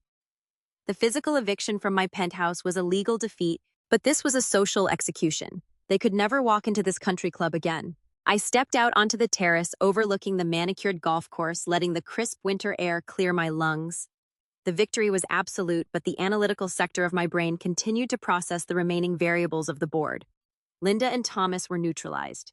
They were paralyzed by their impending bankruptcy and their total social exile. But Carter was a different breed of parasite. He was not at the gala. He did not care about country club politics. He was a man cornered by a shadow syndicate and a looming federal investigation. He knew his distribution deal was dead. He knew his wife was locking down her assets.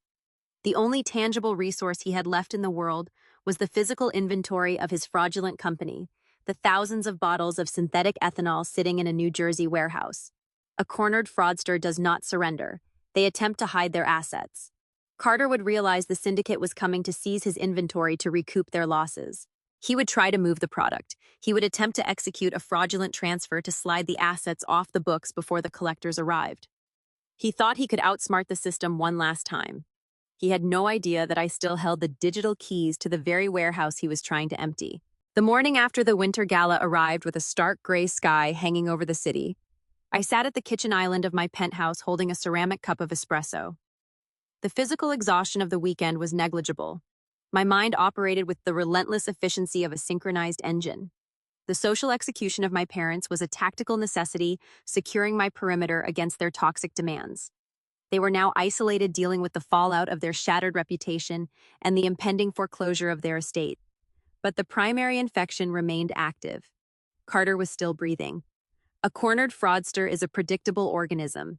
When legitimate avenues of capital vanish, the parasite does not evaluate its failures or seek redemption. It attempts a geographic relocation of its remaining assets. Carter knew the shadow lending syndicate was preparing to seize the Connecticut house. He also knew his counterfeit tequila company was effectively dead, lacking both a distributor and a legal operating license. The only tangible resource he possessed was the physical inventory stored in the New Jersey warehouse. He held thousands of glass bottles filled with synthetic ethanol printed with forged health inspection labels. To a legitimate corporation, that inventory represented a catastrophic federal liability. To a desperate man facing prison and violent debt collectors, it represented emergency liquidity. If he could move the product out of the warehouse, he could sell it for pennies on the dollar to unregulated cash-only nightclubs or underground distributors across state lines. He needed to empty the facility before the syndicate realized the distribution deal had collapsed. But moving commercial freight requires documentation. A fleet of transport trucks loaded with alcohol cannot travel the interstate without a digital bill of lading and a verified certificate of ownership. If law enforcement stopped the vehicles without the proper paperwork, the cargo would be impounded immediately. Carter needed to execute a fraudulent conveyance. He needed to legally detach his name from the inventory and assign ownership to a phantom entity, shielding the assets from his creditors. I set my espresso cup down and walked into my home office. Marcus was already awake, sitting at his terminal, reviewing corporate filings. "He is going to try to move the synthetic ethanol," I stated, powering on my dual monitors. "He cannot leave it in New Jersey. The syndicate will trace the lease agreement and lock the loading docks." Marcus nodded, his eyes scanning the screen. "He is highly motivated. He registered a new limited liability company in Delaware 3 hours ago.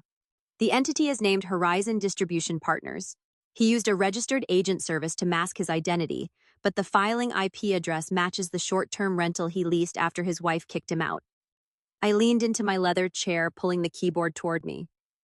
During the 5 years I functioned as the financial guarantor for my family, I enforced strict operational protocols. When Carter launched his beverage company and demanded my credit backing, I required total transparency into his logistics network. My wealth management firm mandated the creation of a master administrative credential for his commercial software suite.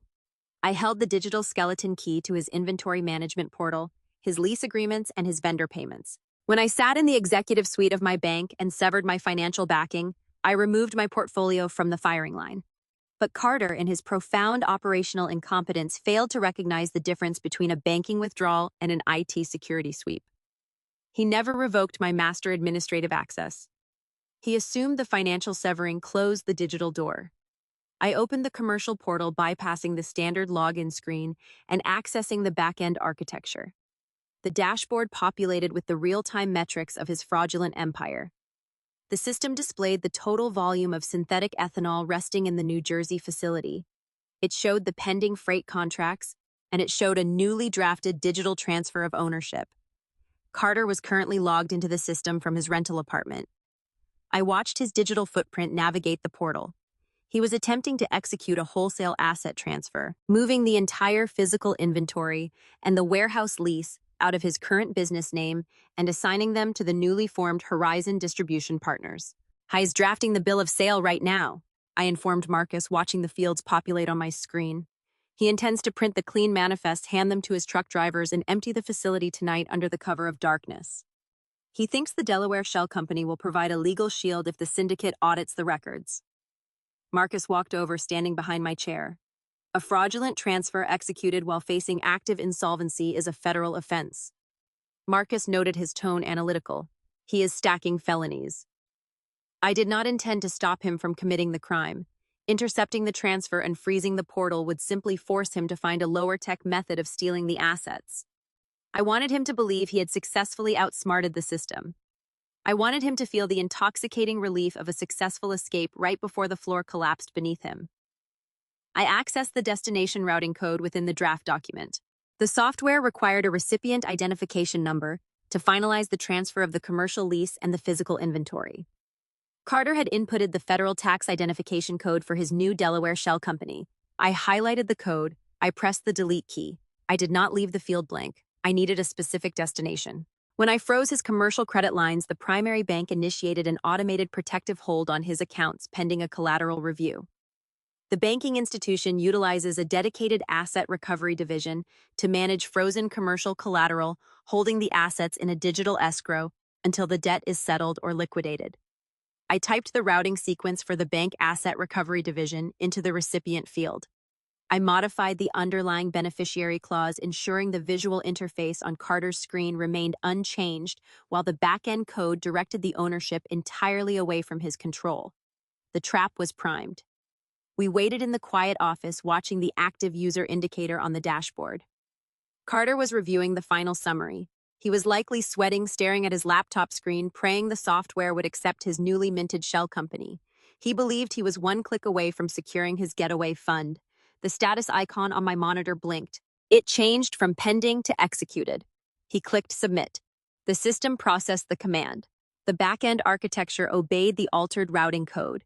Instead of transferring the deed and the inventory to his anonymous Delaware entity, the software legally assigned 100% ownership of the New Jersey warehouse contents directly to the institutional escrow account of his primary bank. Carter just digitally signed away his last remaining asset, I stated, leaning back in my chair. The bank algorithms will register the collateral within seconds. The warehouse lease is now the property of the financial institution. He cannot legally move a single bottle. Marcus checked his terminal. The bank system just logged the acquisition. The deed is locked. If he tries to load those trucks, he is no longer stealing from a shadow syndicate. He is stealing secured collateral from a federally insured financial institution. Carter was sitting in his rental apartment, oblivious to the digital sleight of hand. He was likely printing the falsified manifest, preparing to meet his transport crew. He believed the paperwork protected him. He had just handed the executors the exact weapon they needed. But the corporate bank was not the only entity hunting him. Financial institutions operate through court's attorneys and formal eviction notices. They lock doors using legal injunctions. The shadow lending syndicate holding the deed to the Connecticut house operated on a vastly different timeline. They did not file motions or wait for judges to sign orders. They specialized in rapid physical asset recovery. Carter owed them $200,000. The syndicate would have monitored his business filings, identifying the New Jersey warehouse as his primary operational hub. They would not wait for Monday morning to audit his ledgers. They would send operatives to secure the physical location, preventing the borrower from liquidating the inventory. Carter plans to load the trucks tonight, I said, looking at the timestamps on the freight schedule. He scheduled the transport crews to arrive at the facility at midnight. Marcus closed his laptop. The syndicate will be waiting for him. They will not allow an indebted client to empty a warehouse. The digital warfare was complete. I had stripped away his credit, dismantled his corporate facade, and legally locked his physical assets.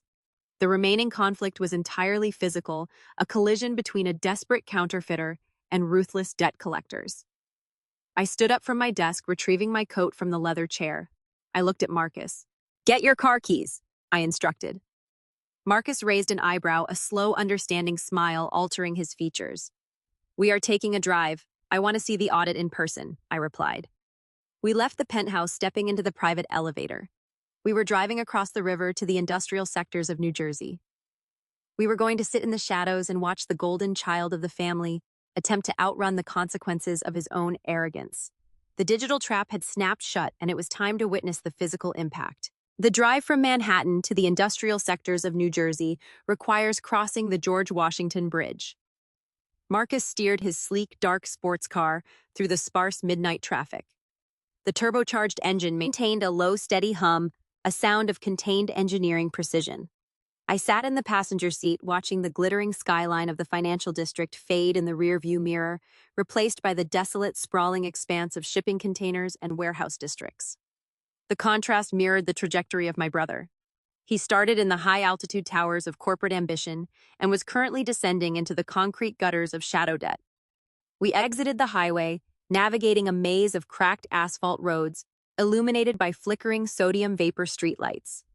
The environment was devoid of civilian life. This sector operated strictly on logistics and heavy freight, functioning in the dark hours where transactions required zero witnesses. Marcus killed the headlights as we approached the target address. He glided the vehicle down a narrow access alley, parking behind a rusted steel dumpster. Our vantage point offered an unobstructed view of the loading dock belonging to the facility Carter had leased. The interior of the sports car remained warm, the leather seats providing a comfortable theater for the impending audit. At 10 minutes past midnight, the quiet hum of the industrial park was broken by the heavy rumble of diesel engines. Two unmarked rented box trucks turned onto the street. They maneuvered clumsily, backing into the loading bays. The air brakes hissed, releasing a cloud of white vapor into the freezing night air. Carter stepped out of the passenger side of the lead truck. He did not look like the confident visionary who had pitched a $2 million brand at Empire Beverage that morning. The bespoke window pane suit was gone, replaced by dark jeans and a heavy, nondescript hooded jacket. His posture was erratic, his head on a constant swivel, scanning the shadows. He moved with the frantic, disorganized energy of a thief attempting to burglarize his own home. He carried a leather briefcase, likely containing the falsified digital manifests he had generated hours earlier, assuming the paperwork would legitimize his midnight escape. He walked up the concrete ramp to the main rolling steel door. He pulled a keycard from his pocket and swiped it against the security terminal. The terminal blinked a harsh, solid red. Carter froze. He swiped the card a second time, his movements growing faster, more desperate. Red. He punched a manual override code into the keypad. The digital screen displayed a stark, "Access denied" message. Sitting in the car, I watched the realization wash over him. The bank algorithms had executed the transfer I routed that afternoon. The financial institution now held the deed to the warehouse lease, locking the electronic perimeter. He was physically locked out of the facility housing his synthetic inventory. He began pounding his fists against the corrugated steel door, the metallic echoes ringing hollow across the empty parking lot. He turned toward the truck drivers, waving his arms, gesturing for them to bring a crowbar. He was preparing to break into a federally secured asset. Before the hired drivers could step out of their cabs, a new set of headlights swept across the cracked asphalt. The arrival was silent, unhurried, and terrifying. Two heavy-duty black utility vehicles rolled down the street, forming a barricade that trapped the rented box trucks against the loading dock. The high beams pinned Carter against the steel door, trapping him in a blinding pool of white light. Shadow lending syndicates do not utilize the judicial system. They do not file breach of contract lawsuits in municipal courts. They employ recovery specialists who operate under a very different set of rules. When a borrower attempts to liquidate collateral securing a six-figure debt, the collectors do not send a cease and desist letter. They send enforcers. Four men stepped out of the black vehicles. They wore dark tactical jackets and heavy boots. They did not shout. They did not run. They advanced across the parking lot with the chilling, synchronized efficiency of a predatory pack closing in on cornered prey. Carter dropped his briefcase. He raised his hands, palms facing outward, adopting a posture of instant surrender. The drivers in the rented truck saw the approaching operatives and immediately locked their doors, sinking low into their seats, refusing to intervene. The lead enforcer, a man with a broad, imposing frame, stopped 2 feet away from my brother. From the warmth of the sports car, I rolled my window down an inch, allowing the crisp night air to carry the audio of the confrontation. Carter's voice cracked as he attempted to deploy his corporate vocabulary. He tried to speak the language of boardrooms to men who only understood leverage and force. "Listen to me," Carter pleaded, his breath forming erratic clouds in the cold air. "I have the digital manifests right here. I am moving the inventory to a secure secondary location. The transfer is documented. You are going to get your principal payment by Friday. Just let me load the trucks. The shell company paperwork is clean." He reached down to retrieve his briefcase, offering the printed documents as a shield. The enforcer did not look at the papers. He did not care about Delaware holding companies or projected retail margins. He cared about the physical synthetic ethanol sitting on the other side of the steel door. The enforcer stepped forward, closing the distance. He reached out with a thick, leather-gloved hand and grabbed the collar of Carter's heavy jacket. He did not throw a punch. He simply utilized raw structural physics.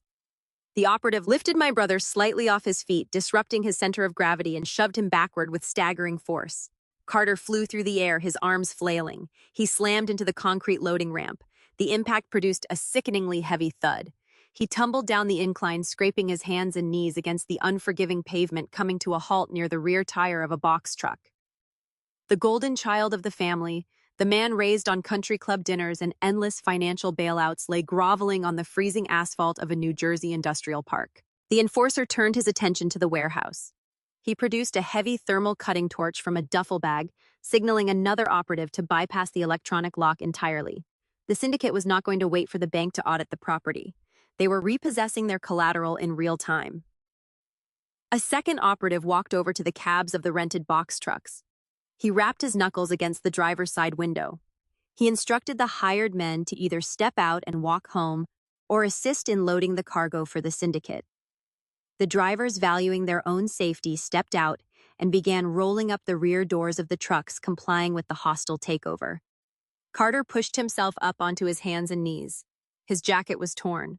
A dark scrape marked his cheekbone. He looked at the men cutting through the steel door of his facility. He looked at the trucks he had paid for, now being commandeered by his creditors. He realized he was witnessing the total evaporation of his fabricated empire. The syndicate was taking the counterfeit tequila. They would likely sell the ethanol on the black market to recoup a fraction of their losses. But the seizure of the inventory did not clear his ledger. He still owed the compounding interest, and they still held the deed to my parents' estate. Carter staggered to his feet. He did not attempt to fight the enforcers.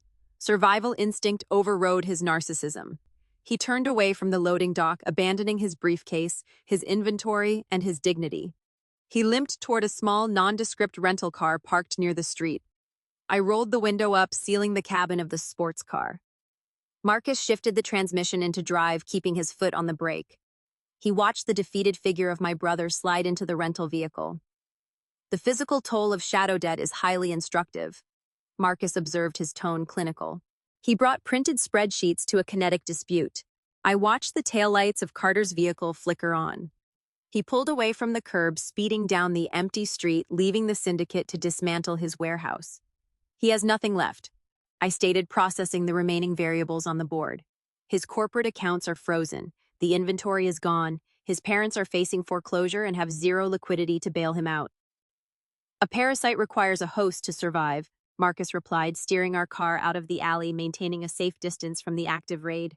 Where does he go when the primary sources are depleted? I looked at the digital clock on the dashboard. It was approaching 200 in the morning. He needs cash. I deduced, tracing the logic of a desperate man. He needs a passport. He needs an immediate, untraceable flight out of the jurisdiction before the federal authorities audit his forged FDA labels. He has one remaining target who possesses the resources to fund an international extraction. His wife, Marcus noted, merging onto the highway, heading back toward Manhattan. Carter was driving back to his luxury apartment. He intended to wake Nia spin a frantic tale of danger and demand she empty her pristine sovereign accounts to save his life. He believed the marital bond would blind her to the reality of his crimes. He assumed she was still the compliant, unaware woman he had manipulated for 3 years. He had no idea she had spent the entire afternoon sitting with top-tier asset protection attorneys. He did not know she had already severed their joint ledgers, locked her social security number, and initiated a blind trust. He was rushing back to his apartment, expecting to find a sanctuary and an open checkbook.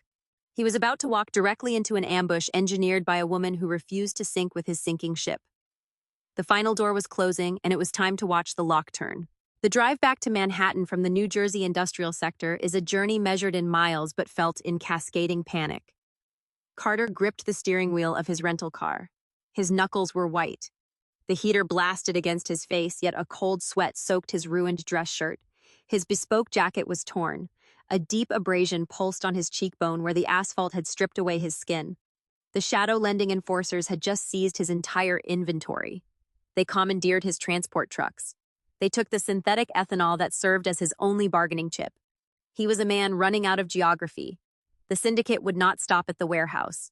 They held the secondary deed of trust on our parents' estate, but they would also hunt the primary signatory. They would track his digital footprint. They would monitor his credit usage. He needed immediate, untraceable liquidity to flee the jurisdiction. He knew the shadow lending syndicate had seized his warehouse, and the federal authorities were auditing his fraudulent tax returns. But Carter retained one final digital key. During the height of their enabling, Thomas had entrusted his golden child with the login credentials to a secondary high-yield retirement annuity. It was a minor safety net, an account my parents rarely monitored, holding a balance of exactly $20,000. Carter bypassed the standard withdrawal protocols. He absorbed the severe early liquidation penalties without hesitation. He drained the final drops of his parents' life savings, wiring the $20,000 directly to a prepaid international travel card he kept hidden in his glove compartment. He used the stolen capital to purchase a one-way first-class ticket to Mexico City. The flight was scheduled to depart from Newark Liberty International Airport in 3 hours. He believed he had found the ultimate loophole. He assumed the Internal Revenue Service operated with bureaucratic sluggishness, calculating that he could board an international flight and cross the border long before a federal judge signed a formal travel restriction. He abandoned the rental car in the short-term parking garage of Terminal C. He did not bring any luggage. He wore a cheap baseball cap pulled low over his bruised face. His torn designer jacket replaced by a generic gray hooded sweatshirt he had purchased at a gas station.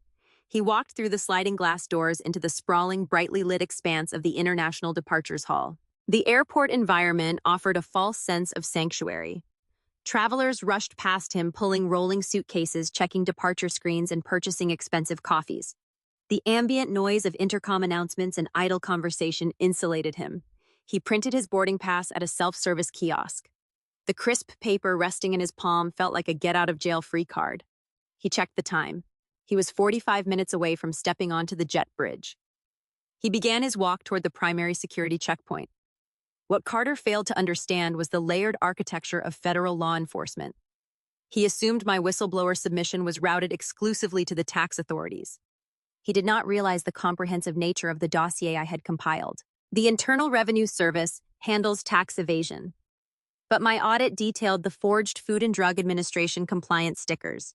It documented the interstate transport of synthetic unregulated ethanol from the Texas border to a New Jersey industrial facility. It tracked the fraudulent electronic wire transfers utilized to secure the shadow loans.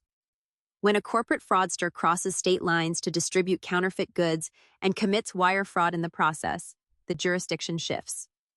The tax subpoena delivered to his motel room was merely an administrative anchor designed to freeze his domestic banking profiles.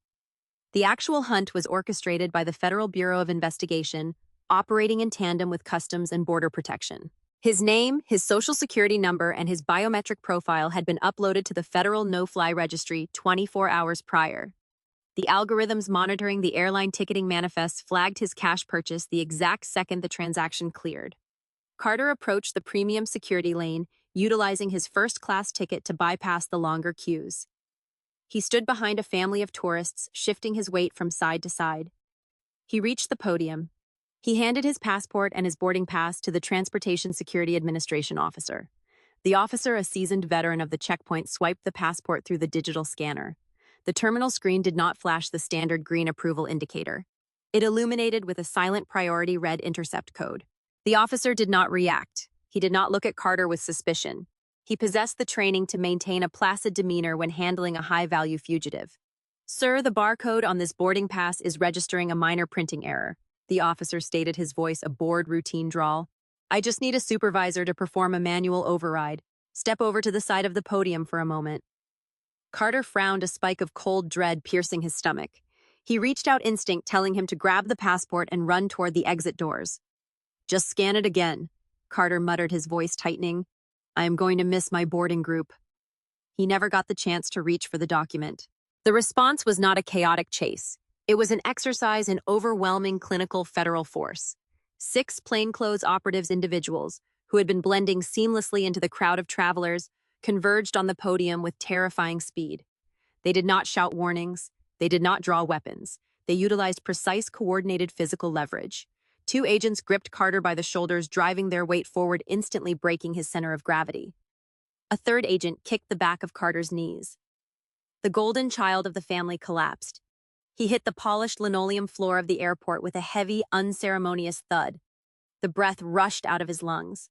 An agent pressed a knee firmly between his shoulder blades, pinning him to the cold tiles.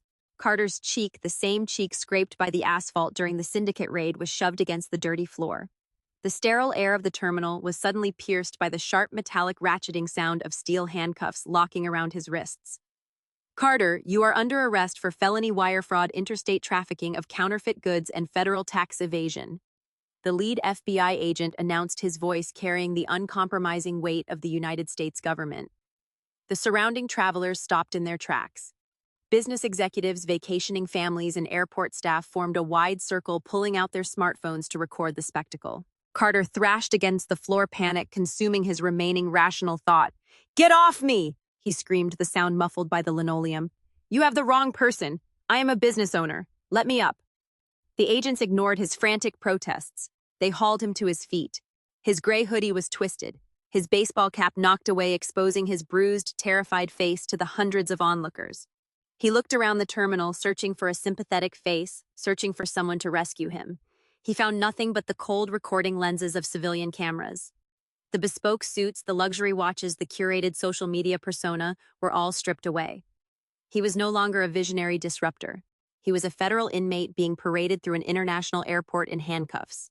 The agents marched him away from the security checkpoint, guiding him toward a restricted administrative door leading to the holding cells.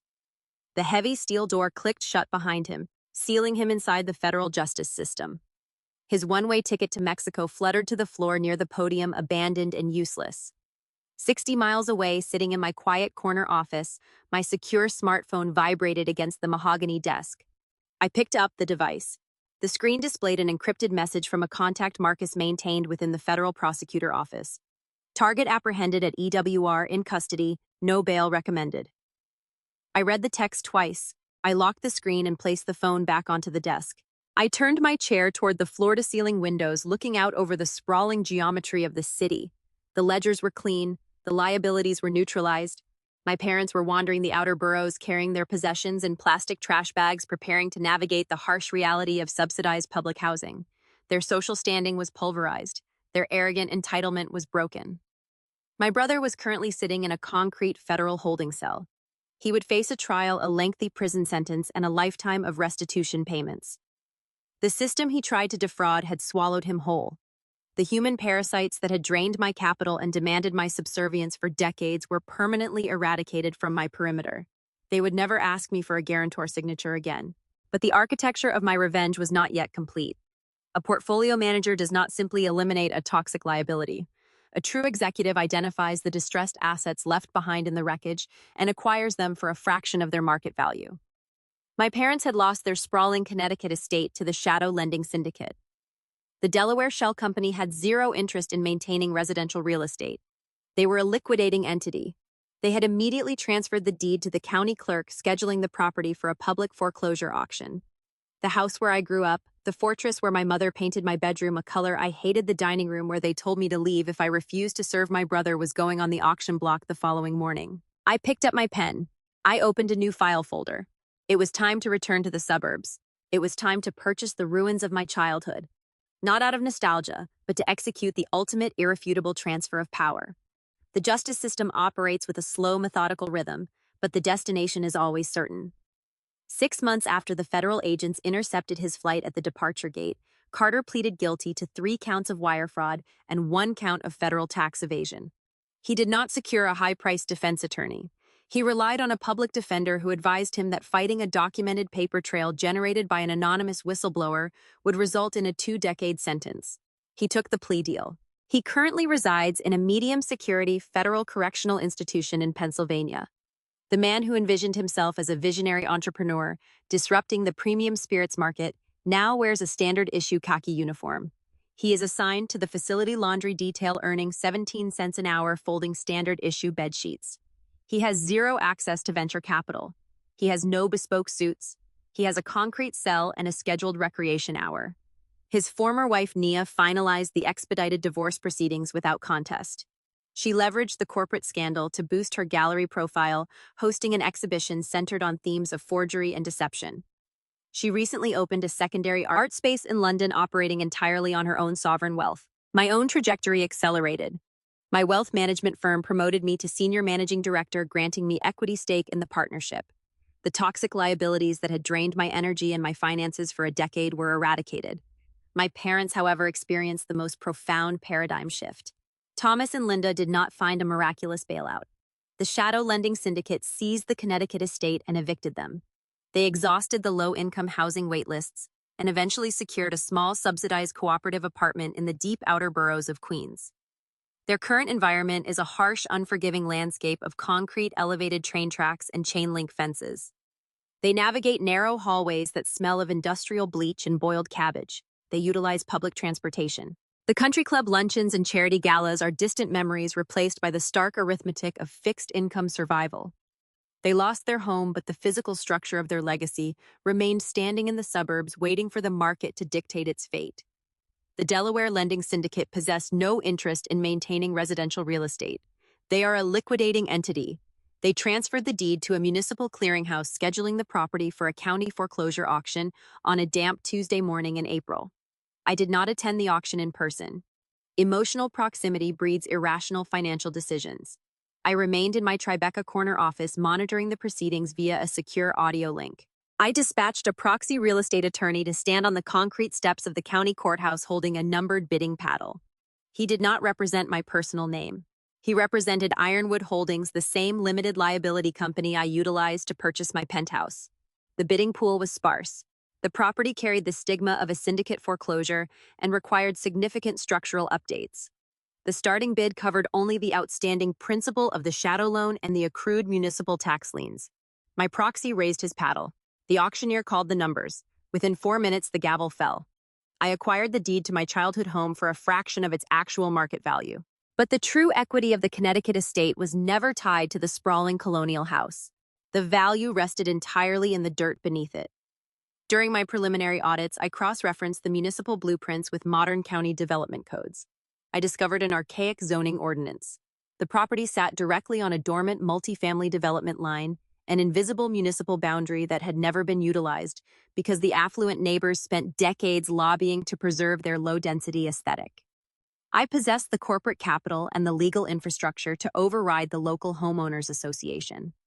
My firm filed the expedited permits, pushing the high-density development application through the county planning board. The affluent peers who had turned their backs on my parents at the winter gala tried to block the initiative, fearing a drop in their property values.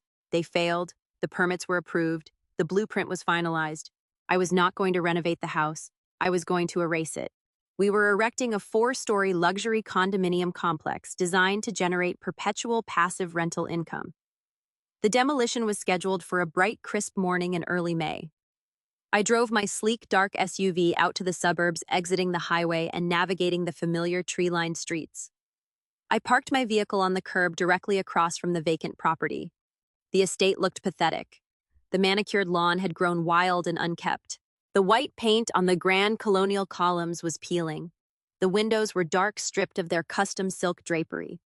I climbed onto the hood of my vehicle wearing a tailored beige trench coat, holding a paper cup of artisanal espresso. A heavy transport flatbed turned onto the street carrying a colossal yellow Caterpillar excavator. The diesel engine roared, shattering the quiet suburban morning. The construction crew unloaded the machine, positioning the steel tracks on the edge of the driveway. Down the block, a municipal transit bus pulled to a stop at the corner. Two figures stepped off the bus and walked slowly toward the property line. Thomas and Linda. They had tracked the public demolition notices filed with the county clerk. They rode the train out of the city and took a local bus just to mourn the physical manifestation of their lost status. They stood on the sidewalk 100 yards away wearing faded winter coats that no longer fit their shrinking frames. They looked small. They looked defeated. I did not wave. I did not acknowledge their presence. I took a sip of my espresso and watched the heavy machinery align its sights on the target. The operator engaged the hydraulic levers. The massive articulated arm of the excavator swung forward. The steel-toothed bucket crashed through the front portico, obliterating the wooden columns. The roof groaned and caved inward, sending a plume of gray dust into the blue sky. The machine pivoted and drove its claw directly into the mahogany dining room. I watched the drywall shatter, exposing the interior framework of the space where my mother had issued her Thanksgiving ultimatum. The room where she told me to leave if I refused to subsidize my brother was reduced to jagged splinters in a matter of seconds. The excavator reversed, repositioned its tracks, and tore into the second floor. The steel bucket ripped through the pale blue walls of my childhood bedroom. The fortress of my emotional confinement, the space where I spent years calculating my escape, crumbled into a pile of construction debris. The physical anchor of their toxic legacy was systematically pulverized before their eyes. Linda clutched Thomas's arm, her shoulders shaking. The noise of tearing wood and shattering glass drowned out any words they might have spoken. Then she turned her head and noticed the large wooden project board erected on the edge of the property line. The sign displayed a high-resolution architectural rendering of the future condominium complex. It listed the projected completion date. At the very bottom, printed in bold black typography, the sign identified the primary developer, a project by Ironwood Holdings, LLC. Linda's eyes traced the letters. Her head snapped away from the sign, looking across the street. She saw the dark SUV. She saw me sitting on the hood holding the coffee cup. We made direct eye contact through the settling dust. The final piece of the arithmetic clicked into place in her mind. She realized I did not purchase the property to salvage their memory or preserve their history. I bought it to bulldoze their empire and turn their soil into a revenue-generating machine. They were standing on the sidewalk watching the daughter they evicted transform their ultimate symbol of wealth into her own corporate asset. I had monetized their downfall. I did not smile. A smile implies an emotional victory, and this was strictly business. The excavator engine idled, leaving a gaping crater in the earth where the colonial house used to stand. The demolition was complete. The ground was clear, ready for the new foundation to be poured. I stepped off the hood of the car. I tossed the empty paper cup into a nearby municipal waste bin. I opened the driver's side door and slid into the premium leather seat. I pressed the ignition button, feeling the engine hum to life. I shifted the transmission into drive, pulling away from the curb, leaving Thomas and Linda standing in the dust of their own ruin. I merged onto the highway, heading back to the city, returning to an empire built entirely on my own terms. The view from my corner office has never felt clearer. 6 months ago, I sat at a mahogany dining table and was told my primary purpose in life was to finance the delusions of a brother who viewed my bank account as his birthright. My mother pointed to the door and expected me to crumble under the threat of isolation. She failed to realize that when you evict the only person holding the structural blueprint, you guarantee the total collapse of the entire building. Looking back at the dust settling over my parents' former estate, I have crystallized the arithmetic of survival into 3 distinct lessons. The first lesson is recognizing the absolute myth of unconditional family loyalty. Society conditions us to believe that sharing genetics means we must absorb the toxic liabilities of our relatives. My parents weaponized the concept of family to extort my capital and fund a counterfeiter. But loyalty is a currency, and you should never invest it in people who treat your hard-earned success as a mandatory dividend to cover their own failures. Cutting off a parasite is not cruelty. It is the fundamental baseline of risk management. The second lesson is understanding the anatomy of true power. My brother and my mother relied entirely on theatrics. They yelled in dining rooms, they staged public ambushes in corporate lobbies, and they threw tantrums when the market rejected their demands. Emotion is a fatal tactical flaw. True power operates in total silence. It is found in forensic audits, municipal property records, and automated banking algorithms. You do not win a war by screaming at your enemies. You win by identifying their shadow debts, stepping out of the way, and letting federal agencies and ruthless debt collectors do the heavy lifting for you. The third and final lesson is the art of the ultimate payoff. It is never enough to simply walk away from those who tried to destroy you. You must monetize their disrespect. When my parents demanded my obedience, I did not just sever their funding. I audited their collapse, tracked their foreclosures, and legally purchased the very ground they used to stand on for pennies on the dollar. Now, the soil that once held their toxic legacy is a passive income-generating asset for my corporate portfolio. The best revenge is never an apology. The best revenge is a high-density luxury condominium built directly on the ruins of their ego. The ledgers are permanently balanced. I am Sloan. I assess risk, I liquidate toxic assets, and I never finance my own destruction. Thank you for listening to this case file on my revenge. If you have ever had to execute a structural reset on entitled relatives to protect your peace and your empire, hit the like button, drop a comment, and subscribe. I will see you in the next one.